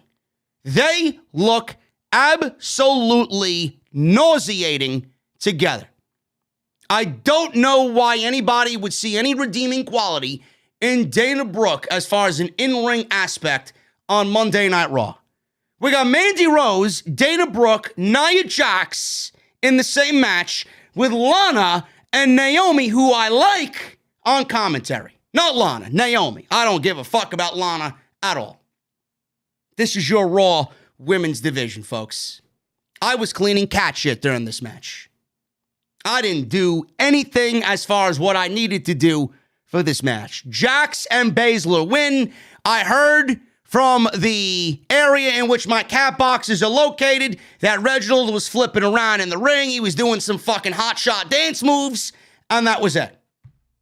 That was it. Nia Jax and Shayna Baszler win in 3 minutes. Samoan drop to Dana Brooke, and that was it. Who gives a flying fuck? Really? Really? They cut to Bliss in the back. She was swinging in front of the Alexis Playground set. And she knows Randy wanted her out of his life, but she's still there. And so is the Fiend. She said, you can't always get what you want. But tonight, he ought to be careful what he wishes for. She then mounted, let me in. And it was in the voice of the Fiend. Great. I can't wait to see more cheesy, campy horror bullshit from Alexa, Randy, and Bray Wyatt. Elias versus Braun Strowman. Again. So, they showed a clip of Shane McMahon injuring his knees about what happened during his training session during Fastlane, which led to Elias and Braun Strowman at Fastlane last night, which nobody cared for. So, Elias and Shane McMahon, they were in the ring and they had a new one-hit wonder or new musical number. One-hit wonder, whatever the fucking case may be for Elias. None of his hits are wonders at all. They're all fucking terrible. So, Elias, Jackson, and Shane were in the ring. Shane and his left leg was heavily wrapped, selling this injury. And he was standing on a crutch. Shane said he would have wiped the floor with Braun Strowman if not for being injured. He still planned on beating Braun at whatever event he decides to wrestle him at once he's healed. Shane said Elias didn't exactly help him out yesterday. Elias was going to defend himself, but Shane told him not to interrupt him ever again. Elias was very obedient to Shane McMahon. They wrote a song, and I'd written a song for Braun Strowman called Braun is Stupid. Braun is stupid as stupid does, Braun Strowman. So they sang about Strowman's stupidity. They sang about Strowman's stupidity and the fact that he fell from the apple tree and the fact that he can't tie his own shoelaces. I didn't write down the lyrics, but I will be downloading the song in MP3 format and I will be playing it on the podcast. At some point, if I can find the MP3, I'll be playing it on the podcast at a future date. So, after they sang and they were all jovial and they did their musical number, then Braun Strowman comes out. Then the Stupid Express comes out. So he waited for them to sing that he's a fucking idiot, and then he decided to come out. Typical Braun Strowman. Goes right with the character. So Strowman interrupted. Strowman didn't care if Shane had a peg leg. He was still coming after him. He had a song for Elias. The man who got these hands. Let me tell you something, Braun. That one's not charting in the top Heat Seekers 200, bro. I'm telling you right now, that one's going to bomb. That one is going to bomb. So Braun Strowman defeated Elias here in 3 minutes with Shane McMahon and Jackson Riker on the outside. Strowman in this match. I don't know if you guys picked up on this. Where's my sound effect? Everybody, I know everybody's looking for the sound effect, man. Everybody's looking for the fucking sound effect. Strowman ran around the ring. He ran over Riker and Elias as they played a train chugging sound effect. And I could not believe what I was hearing, man. I really could not believe what I was hearing. The Strowman Express. Whee! Whee! The Strowman Express! I could not believe what I was hearing. You're legitimately hearing a train sound in the background right now. That's what was being played. Whee!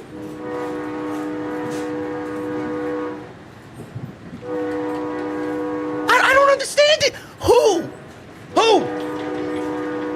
thought? Who woke up tonight and said, man, you know what Braun Strowman needs in his matches? We need to add trained choo-choo-choo sounds to Braun Strowman while he runs around the ring. Whee! I don't understand this shit. On what planet are you watching a wrestling show and you're saying to yourself, man, that enhances his match to a point where I actually can actually stomach Braun Strowman? I don't believe it. It was so fucking stupid. I wanted to throw up right then and there. Utterly ridiculous. Utterly fucking ridiculous. Shane hit Strowman in the back with his crutch after the match was over. Strowman won by a power slam, by the way. Strowman was about to go after Shane McMahon, who bolted from the ring, revealing his leg was obviously fine. Strowman challenged him to a match at WrestleMania. Shane smiled and accepted. Shane says he would do whatever match Strowman wanted and would win because Strowman is Braun.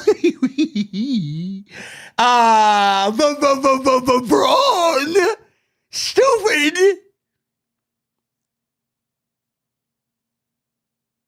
Fucking ridiculous, man. I don't believe this is my job. This is my fucking job, man. This right here, this is my job. This right here. This is what I do on a Monday night. It's 12:41 a.m. on the East Coast. This is what I do. Unreal. Talking about a guy who runs around the fucking ring with fucking goddamn train sounds in the background. Unbelievable, man. Moving on. I can't wait to get this fucking show over with. Main event. Nothing really happened here. Nothing really happened here. Randy Orton made his fucking 6-minute long intro. People want to fucking complain about my goddamn intro, man. Nothing's worse than a goddamn Randy Orton intro. Fucking slithers to the ring like a legitimate goddamn snake. Sure, I'm still thinking about fucking Strowman. Orton gets in the ring finally after about 16 minutes and said, it feels just like yesterday he watched the Fiend burn, but tonight the bullshit comes to an end. Oh my God, man. I wish Randy Orton would actually go into creative and tell that to Bruce Pritchard. Really? Bruce, when's the bullshit gonna end? When's the bullshit gonna end, bro? Huh? When's it gonna end, Bruce?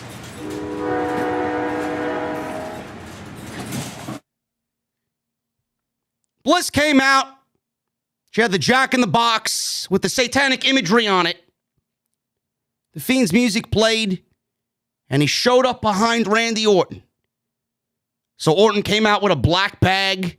He brought the bag into the ring, and in the bag was a gas can. Oh, my God, he had a gas can. Oh, my goodness. So he stared at the Fiend. The Fiend was standing there, not moving. He's not moving a muscle. He didn't move a fucking inch, did the Fiend. Randy Orton's throwing gasoline on him, right? So Byron Saxton's like, not again. The stench of gasoline again. Oh, no. Fiend just stood there, frozen. Orton then teased lighting a match. But as soon as he went to go light the match, the Fiend took a step towards him, and then Randy Orton out of nowhere, instead of lighting the match and lighting this guy on fire because he doused him with fucking gasoline, right? Instead of doing that, he goes and does the second best thing, which is an RKO, right? Because an RKO is going to get rid of the fucking evil Fiend, right? Now, I doused this guy with fucking gasoline, but now he's gonna lay down to rest with a goddamn RKO. Awesome. I love how fucking people just, ooh, this is really good, man. This is storytelling. So he hit him with an RKO. He then turned to Bliss, who was about to sneak up behind Randy Orton in the ring. Fiend, after the RKO, stood up. He stood up.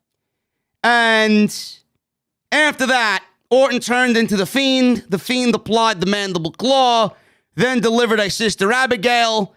Randy Orton was down in the middle of the ring. Bliss was smiling, and she skipped around the ring, and then turned and pointed at the WrestleMania sign. Fire shot up from the steel posts, and the Fiend's music played, and the Fiend and Bliss posed together as they announced that Randy Orton will go one-on-one with the Fiend, Bray Wyatt, at WrestleMania. Awesome. Awesome. So, how many geeks in the community are drooling and jerking off to this closing segment with Randy Orton and Bray Wyatt. I hope you guys know that if you watch Fastlane, it's legitimately the same thing that you got last night. No different. They should have just announced the match at Fastlane. We all knew it was coming. This shit is utterly trash. Complete and utter garbage is this Bray Wyatt storyline. Where do they go when he inevitably beats Randy Orton? Is he going to feud with Drew McIntyre over the WWE title? I don't know who asked for that one. Because the first two go-arounds with the WWE and Universal Championship were good for the Fiend, right? Give me a fucking break. Or the Universal Champ. Which one did he not win? The WWE title? Yeah, because now he's going after the WWE title. Yeah, that's going to be great. Give me a fucking break with this shit, man. Yeah, I'm going to believe in a guy that's fucking scarred up and burned with fucking skin falling off his goddamn face. You fucking serious? God, I can't wait for this shit to be over, man. Like I said last night, you got to be at maximum 3 years old to find any enjoyment in what this storyline... This storyline is making Randy Orton look like a complete blithering idiot. Seriously. Guy douses him with gasoline. Oh, you know, fuck the gasoline. Let me RKO him. You got to be fucking kidding me, man. This shit is complete trash. It really is. Oh.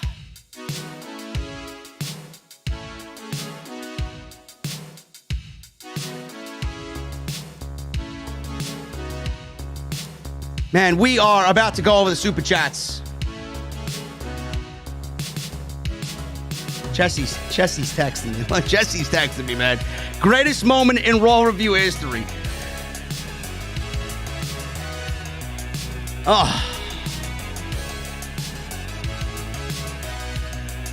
What's going on here, man? Who is this guy? At PUG. Who is this guy? In the chat. Where is he? He's probably benched by now, right? PUG. I can't find him. He's probably fucking gone. Pug Channel. Get the fuck out of here. JD from NY206 is becoming Bruce. I'm sorry. How the fuck do I become Bruce, man? I would have to be a fat slob with a bright red cherry face for me to be Bruce. I'd have to go into a creative writing position and fucking completely destroy a goddamn wrestling promotion, bro. I can't be Bruce. Clown.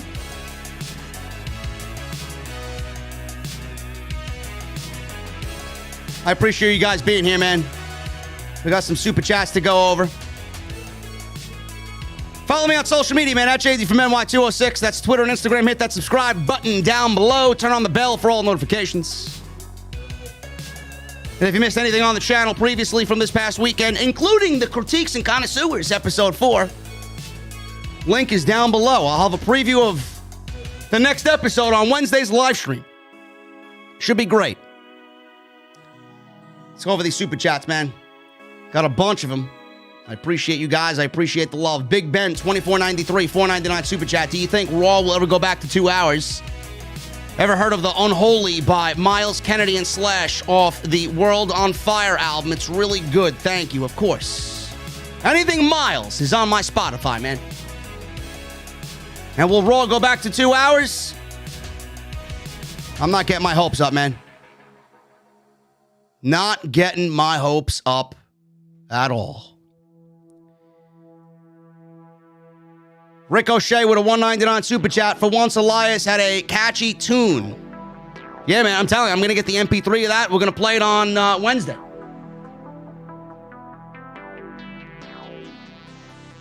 Salrex just texted me, and I agree with him. Randy Orton's feud with Soulja Boy is more WrestleMania worthy than Bray Wyatt. Let that sink in. Luke Mamo with a $20 UK. He leaves a chicken emoji running as fast as Braun Strowman in the message. Thank you, bro. Thank you, man.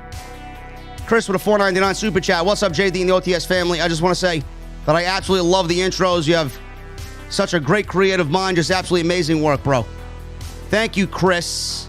And for everybody that don't like the intros, that want to leave me a fucking comment after the goddamn video goes and gets published on YouTube. Oh, but the intro is too long. Oh, I'm sorry, clown. You're not here for the live stream. If you had 1/10 of the creativity that I have, you'd realize that it's all leading to something, bitch. It creates anticipation and hype for the live audience. There's something that exists called the fast forward button.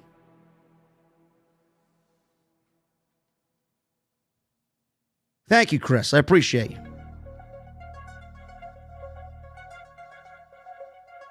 Jacob Donnelly, $10 super chat. Randy Orton versus the Toxic Avenger. Sorry, the Fiend. Is easily the worst thing going into WrestleMania this year. Can't only imagine how bad this match was. Dude, the match is not even going to be a match. The match is going to be awful. Does nobody learn? What was the WrestleMania that Orton and Wyatt had? WrestleMania 31? Or was it 33? It was 33, right? Or was it 31? Might have been 31. No, it was 33. WrestleMania 33 was one of the worst matches ever.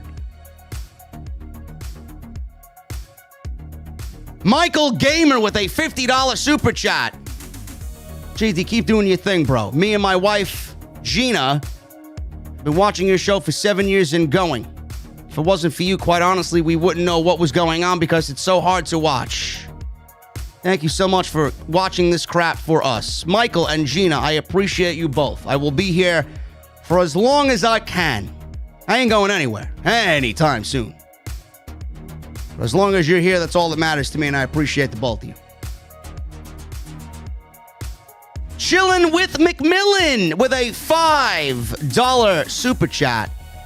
Yo, how's my favorite IWC Messiah doing? Love you, JD. We're doing good, bro. Sweat my balls off, but I'm doing good. Ray Warrior, $4.99. Barely made it through the show, JD, but love your reviews. You're awesome. Keep up the good work, man. Thank you, Mr. Warrior.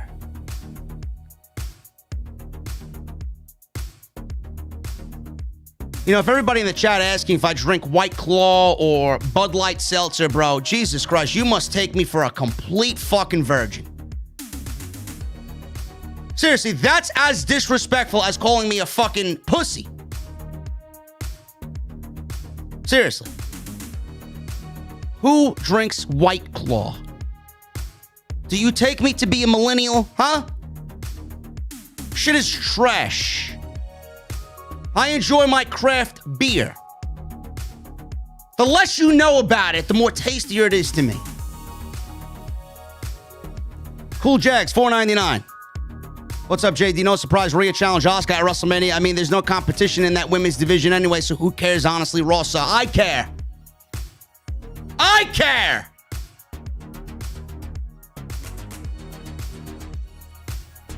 Thank you, Cool Jags.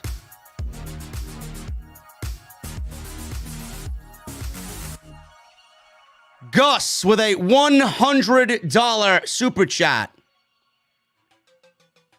The fact you sang Jeepers Creepers, where'd you get those peepers? Take my Fargan Unny now.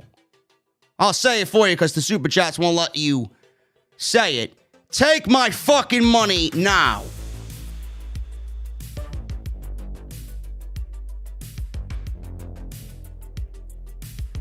Oh my God, look at Jesse. The feud that I built with He Who Shall Not Be Named is better than Orton and Wyatt. I'm actually very proud, so I'm giving him a name. He is now Main Event Edgar. Oh my goodness. Edgar, Jesse's calling you Main Event Edgar from now on.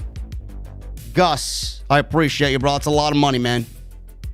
I appreciate you, bro. Thank you, bro. Jack Brewer with a 50 bomb. You are the best of what you do. OTS for life. Glad to be a VIP and a Patreon member. Jack, I love you, brother. I love you, man. Francis Loop, $20 super chat. Ryo Mizunami versus Layla Hirsch was a good match on Dark Elevation. Red Velvet and Big Swole are kind of a team. Confronted by Nyla Rose and Jade Cargill, AEW should put Dark Elevation on TBS on Mondays from 8 to 10. I don't give a fuck about Elevation. Let the talent use the show to get better in the ring. When you get better, show up on Dynamite. That's where I'll be. That's where I'll be watching. Sways with a New Zealand $5 super chat. For your information, JD, in New Zealand, we are fully opened and have had stadiums filled here with 46,000 people.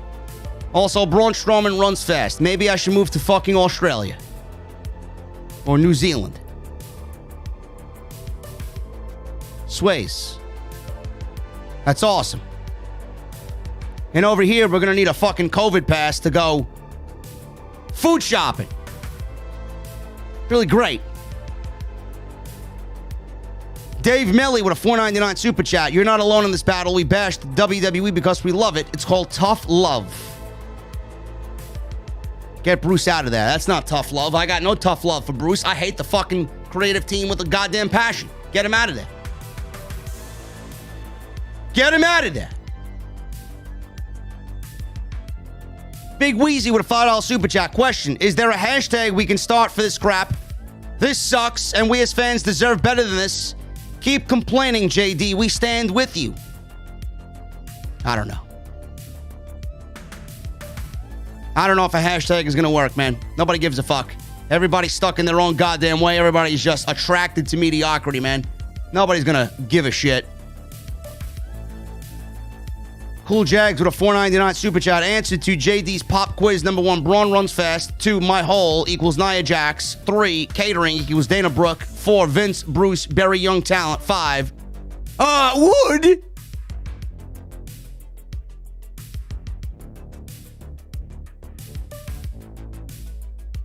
Matt Eagle with a $4.99 super chat. Shoot you, motherfucker. Braun loves your meme, JD. Now make him pay you for the contribution fee. Braun.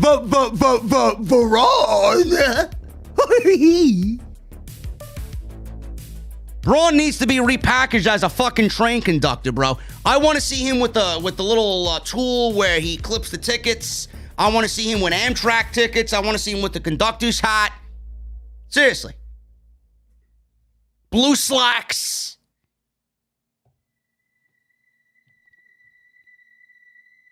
Justin Strippin with a $9.99 super chat. Pros and cons of Asuka versus Rhea Ripley. Pro, Charlotte's not in the match yet. Lazily booked. Cons, lazily booked. Rhea Ripley not being built up as a contender. WWE putting themselves in a corner of whoever goes over. There's more cons than pros, bro.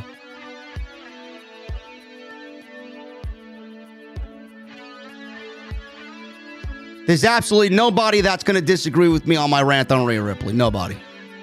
If you do, man, I don't know where your mind is when it comes to the product. You may be as blind as fucking Bruce writing these shows, man. Rhea has done nothing to get a championship match. All it does is exacerbate. All it does is expose a bigger issue in WWE, and that is plain and simply that the women's division is fucking trash. Simple. Rhea Ripley winning the title over Asuka does nothing. You're right back in the same boat on Monday, the next night. Oh, but Becky Lynch. Fuck Becky Lynch.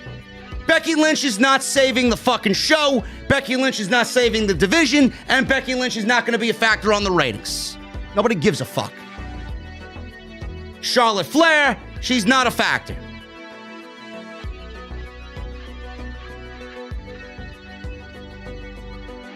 WWE buried the Rumble, WWE buried the Chamber, all because they had Rhea Ripley show up and say, hey guys, Wrestlemania, can I have a match? Yeah, sure. Yeah, whatever you want. You want a match? Go ahead. Meanwhile, Bianca had to win a fucking Royal Rumble over 29 other women. She had to work for it. Rhea Ripley shows up. Hey, do you mind? Yeah, sure, why not? Why not? We got a date. If you like that, I'm sorry, man. It's not the way I do things. It's not what I would do if I'm running a promotion. Maurice Lionheart Jackson with a $1.99 super chat. Fantasy match: Shawn Michaels versus AJ Styles. HBK all day.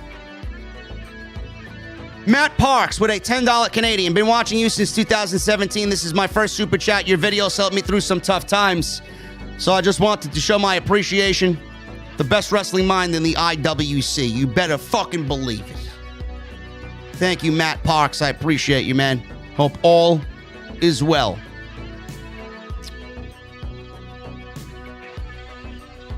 Do we have somebody in the chat with the name of He Who Shall Not Be Mentioned?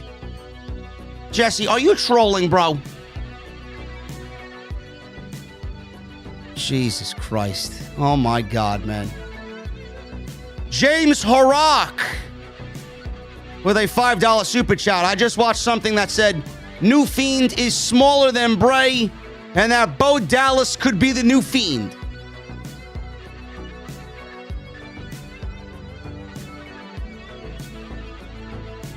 Why would Bo Dallas be the new Fiend?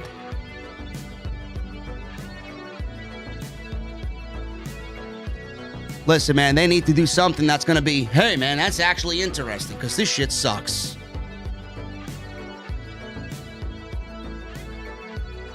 Dave Melee with a $4.99 super chat. It's real simple. Charlotte is in Vince's doghouse, and you know what happens when wrestlers go into Vince's doghouse. Yeah, they fucking starve. They fucking starve, man. Dayron Sanders with a $20 super chat. JD, I can't believe they had Ripley say COVID on WWE TV.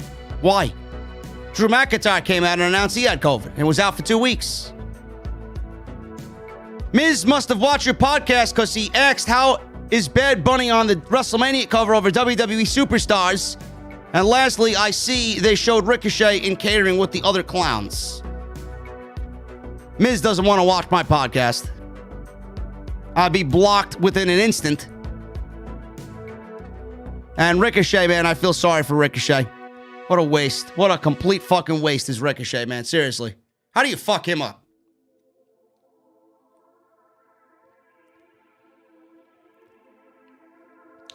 Gavin with a $10 super chat. Be thankful no Saudi show this year. You're getting a Saudi show. It's called WrestleMania. Maurice with a $4.99 super chat. Some people will sacrifice their careers for the money, but when they don't fit a certain look or standard, they want their release. Everyone don't fit WWE. Everybody should fit WWE. You know who doesn't fit WWE? Bruce Prichard and Vince McMahon. Get the fuck out. Get him out.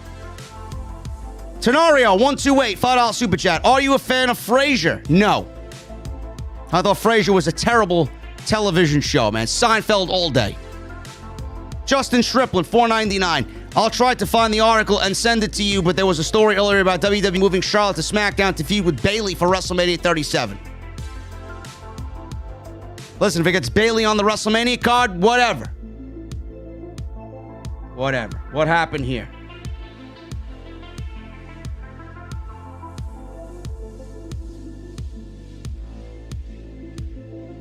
Aleister Black tweeted at Andrade.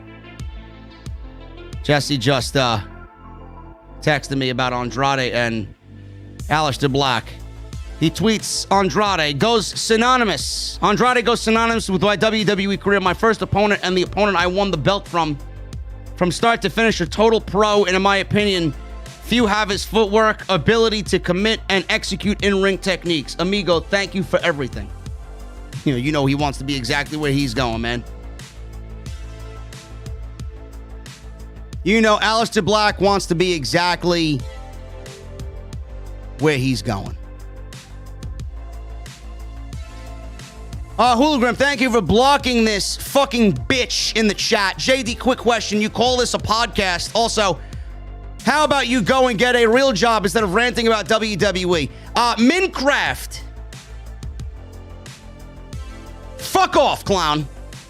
You want your 15 seconds of fame? I'm going to give it to you, bro. This is a real fucking job, bitch. when you could sit here and entertain 2,500 people on a random Monday night, 5,000 on a fucking Sunday for WrestleMania, then it's a real job, bitch. Until you can do that, you should shut your fucking mouth. Okay? Shut your fucking mouth. Oh, I'm sorry you can't do a tenth of what I do. Man, go fucking dip those fries in the peanut oil, bitch. I don't like my fries soggy.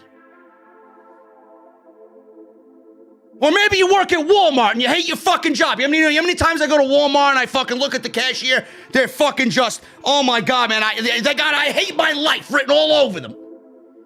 Scan my fucking bananas, bitch. Motherfucker, it is a real job. Oh, because you can't do it. Who the fuck are you to claim it's not a real job? There's you. I gave you more than 15 seconds.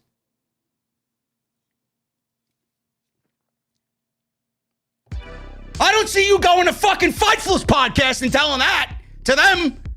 Or Wrestling Inc. to them. Huh? No, but you want to come here and say it. Why? Because you know I'm going to react to it.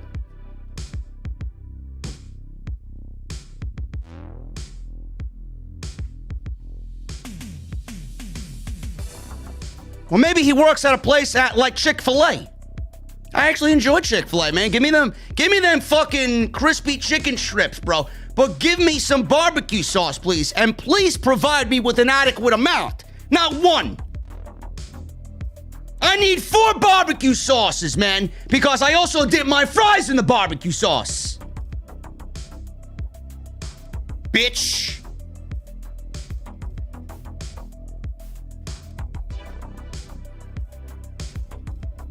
Moving on. Watch him come back with another fucking name.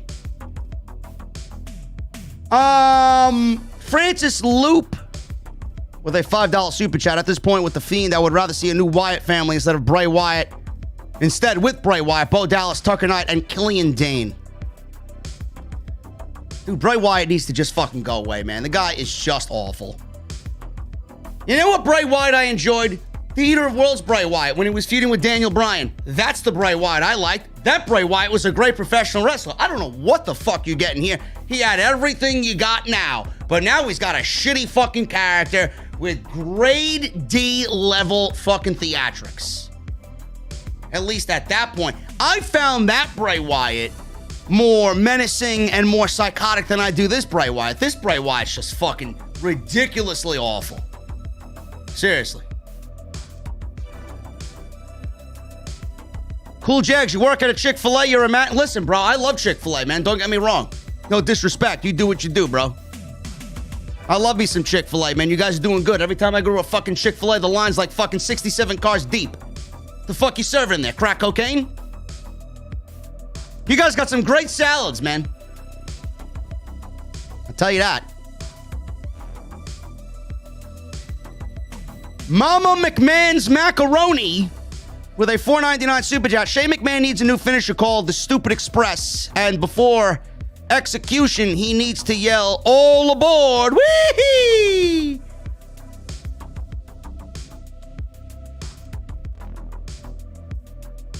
Mama McMahon's Macaroni. Are you in the frozen food section? I'd love to try some of this frozen Mama Macaroni. McMahon's Macaroni. Yo, Patrick Williams with a $50 UK super chat, man. Jeepers creepers, where'd you get those peepers? Appreciate you, bro. Paul Jackson, 1988. $5 super chat. Rhea vs. Asuka sounds good on paper. Where's the story? Why is this match happening? And why should we care? Come on, Vince and Bruce. It's not that hard. Listen, Issa, don't get me fucking started, man. Seriously. That is the same reply. If he came up to me at a bar and said that to me face to face, I would have said that exact thing to him in person. At least when we get back to wrestling conventions, I'll be with a group of fucking people, and then he'll be leaving the fucking venue a bloody mess, because I'll have about 60 fucking people with me, and they're not going to stand for that type of shit. Or maybe I'll just throw Jesse at them. He'll take care of him. Yo, bro, listen, I told you to go fill the fucking ice behind the bar. Go take care of this clown, please. We got Winston Williams with a $9.99 super chat. Do you think Becky goes to SmackDown because Seth is there? Absolutely. Keep doing what you're doing, bro. I got promoted in all my hard work and all my hard days. You are what kept me going. You are the GOAT. I appreciate you, Winston. I do think Becky goes to SmackDown, being that Seth is over there. My boy E Turn Ill with a $50 super chat. I remember sitting right next to my boy Ill in Chicago with Jesse. All Out Weekend, Skybox, courtesy of Mr. Ticket Drew. Had a damn good time, man. Had a damn good time. $50 super chat. That's a lot of money, brother. I appreciate you. I think Rhea's overproduction problem that you mentioned is that she's too announced. At her prime, she works best as an unannounced force of brutality rather than hyped up advertised appearance. They dropped the ball here. You might have hit the nail on the head, man. See, I told you Minecraft would come back. Look. JD loves, what'd he say? JD loves them big, juicy balls. Yeah, man, actually, I enjoy a beautiful Italian dish. Risotto balls, man. I love me some big, juicy risotto balls, man. Nice red sauce. How'd you know? How'd you know, man? It's very tough to find a nice, big, juicy risotto ball. You wouldn't know about that, man, because who the fuck are you taking out to a nice Italian restaurant, man? You've probably never seen a pair of tits in your entire life. You probably don't even have the money to buy a fucking goddamn napkin. Never mind a goddamn fucking appetizer. Come on. The most you can afford is a goddamn glass of sink water. I'll be over in the fucking corner, man, drinking a goddamn $16 craft beer, and they're gonna have the waiter bring me a fucking San Pellegrino, man. Those little fucking bottles that cost about $7 in the nice fancy restaurants, man. They give you about this much seltzer. Fucking bitch. Get the fuck out of my chat. Minecraft. What a fucking loser. My boy Ill, you got it right, man. I think you are completely correct on that. I think you hit the nail on the head. I could absolutely see that being the case. Mr. Cake, Doc, and Carl taught AJ a thing or two. Certainly looks like it, man. Thank you for the $2. Maurice Jackson with a $2.99. Hey, hop, JD. Every time Monday night Raw comes on my television, I want to hop the opposite direction. Jack Brewer with a $5 super chat. It's been 22 years when Stone Cold's beer truck moment happened on Raw. Great memories. We talked about it on the CNC. Jack, go and check that out, man. One of my favorite promos of all time. Mr. Cake with a $5 super chat and a $2 super chat. He says, I love Ricochet, but Ricochet looked like that kid at Dodgeball in the group along with Drew Gulak. JD, you should give a Thomas the Train, or you should get a Thomas the Train soundbite. I don't know, man. I downloaded a generic fucking train soundbite from Epidemic Sounds. I might have to look into something a little bit better, man. Plus, we're gonna get the Braun is Stupid #1 hit, MP3. We're gonna play that. Jonathan Gastello with a $4.99 super chat.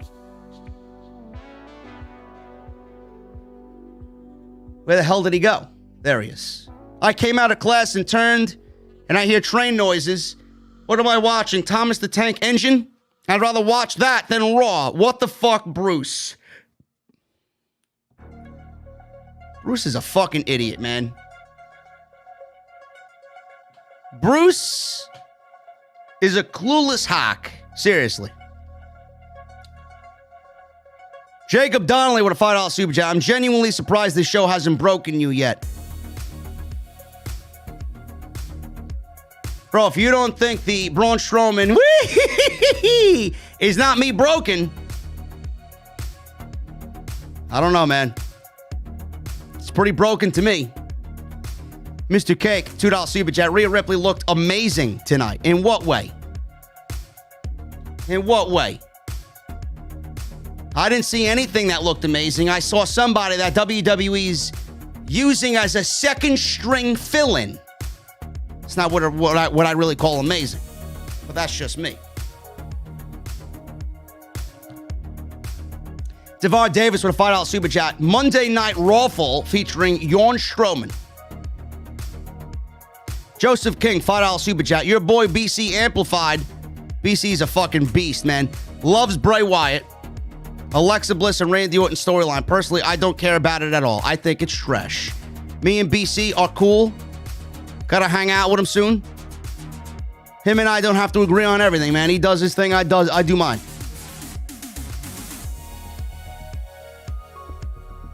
Kevin Wedderburn with a $5 super chat. The A-Train got more talent than Braun Strowman and Bruce Prichard combined. Oh, you mean Matt Bloom? Matt Bloom is training talent down in NXT. Of course he's got more talent than Braun Strowman and Bruce Prichard. Jack Brew with another $5 super chat. What do you think if Braun Strowman came out in a train at WrestleMania? I would not be surprised. Hopefully it crashes somewhere and he's unable to perform against Shane McMahon. Edgar Estrada, $50 super chat. I'm going to complain, goon.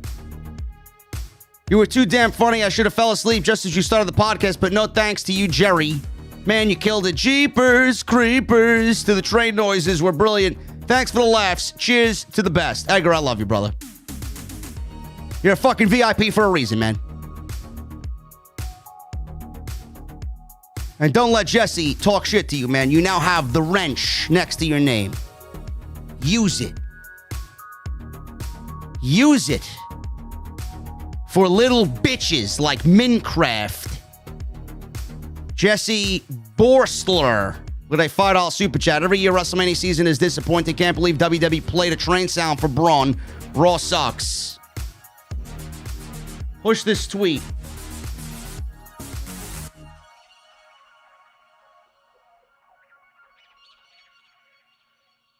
Mikaze just tweeted out. I'm retweeting it. We got 1,700 people in the fucking chat right now. Okay? We got 1,700 people in the chat. I was actually 1,750 to be exact. I want you to go to my boy Mikaze and his Twitter page. I want you to retweet his fucking tweet. It says hashtag main event Banks versus Belair. Retweeting it right now. Retweeting it right now. Quote tweeting it. Everyone tweet or everybody retweet this. Where's my fucking music, man? Everyone retweet this now. There you go.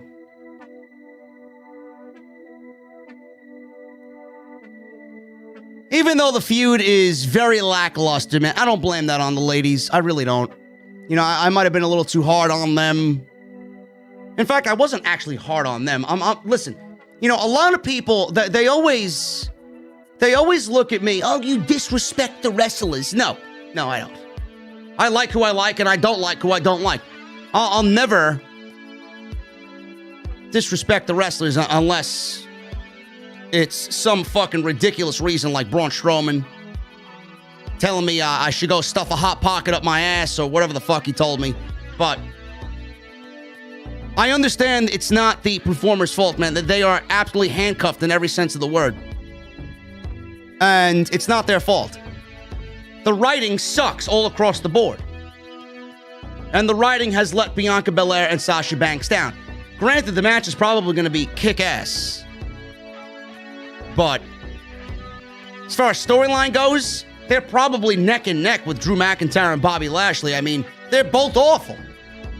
But which match is going to be the better wrestling match? I always think to myself, What is a main event of WrestleMania? It is the best wrestling match on the night, which Sasha Banks and Bianca Belair could absolutely be, and more than likely will be.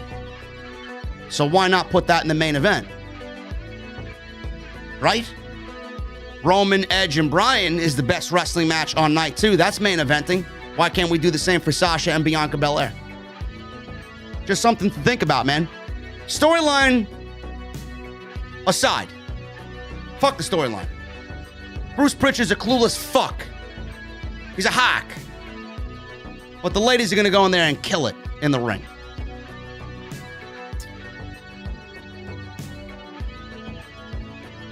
Listen, man, BC and I have shared many a beer, bro. The guy knows his shit. Gerald Cormier, can't believe other reviews love Rhea fighting Asuka for the title already, because they're a bunch of fucking geeks, Gerald. Don't listen to them. Many are rubbing their crotches just because Alexa straddled Randy. My God, you are the wrestling logic champion, bro. I know, man. Brad, the $15 meant a lot of money, bro. I appreciate you, Gerald. Bradley Xavier, an Australian $2. Nobody's a draw. Consistently good shows are a draw. Correct. Mr. Cake with a $2 super chat. Why does everyone think Becky's going to Raw? That's where she was last. She will probably end up on SmackDown, like I said before, because of Rollins being on SmackDown. DeVar Davis with a $5 super chat. Braun is the best in the world at what he... ... No. He won a Rumble. No. He cashed in successfully. No. Oh, he runs really fast and knocks down cars. Whatever, man. Braun sucks. Ty Sloam with a $4.99 super chat. Hey, JD, thoughts on Lesnar not being at Mania and Maki Ito's Twitter being taken down or hacked? Keep up the good work, man. Thanks. Lesnar wants to be where he wants to be. If he wants to be at Mania, he would have been at Mania. If he wants to be in the fucking woods hunting deer, he's going to be in the woods hunting deer. Lesnar does what he wants, bro. Maki Ito, she was hacked. Everybody made a big deal about Maki Ito. Everybody that claimed Maki Ito, they blame me for Maki. Some people legitimately blame me and my audience for taking Maki Ito's Twitter down, man. You let everybody on this side of things get in your head, man. Give me a break. I never said anything about Maki Ito and her Twitter. I never went to Maki Ito's Twitter and said anything derogatory. I never sent anybody over to Maki Ito's Twitter. She got hacked, and you exposed yourself as a fucking simp mark. Sad scenes, bro. Sad scenes. Robert Chester with a $5 super chat. JD, I ain't got nothing but love for you, but I would rather watch Braun Strowman play Ring Around the Rosie than watch another Sami Zayn match. Robert, you got some fucking issues, bro. You got some issues, man. WWE ruined the Fiend for me with god-awful Hell in a Cell finish with Seth Rollins, says Paul Jackson, with a $5 super chat. That was the beginning of the end for the Fiend. And JD23 with a $5 super chat. WWE messes things up. That should be great, like Bianca and Sasha at Mania, and nothing on Raw side of WrestleMania card seems important at all. Well, that's because Monday Night Raw is not important at all in the world of professional wrestling, man. They're a fucking shell of their former selves. It's a goddamn comedy show on Monday night. You're not watching wrestling on Monday night. You're watching a goddamn comedy show on Monday night. Guys, I'm about to get the hell out of here, man. I'm about to get the hell out of here. It's 1:30 a.m. here on the East Coast. I appreciate you all being here. Thank you for the super chats and thank you for the love, man. I appreciate all of you. 1,700 still here. 900 likes. Let's try for 1,000, guys. Let's try for 1,000. Can we do it before we get out of here? Follow me on social media, man, at JDfromNY206. That is Twitter and Instagram. Hit that subscribe button down below. Turn on the bell for all notifications. Hit that thumbs up and let's try for 1,000 likes. Make sure you guys go and check out all the other videos that you might have missed on the channel. Off the script this past weekend. Go check it out. SmackDown, Dynamite, whatever you need. Fastlane, there. Go check it out. Riddick with a $5 super chat. I decided to watch after 3 months to see The Fiend. I like the look, don't care about the rest. Back on hiatus until WrestleMania. Riddick, you're doing yourself a favor, bro.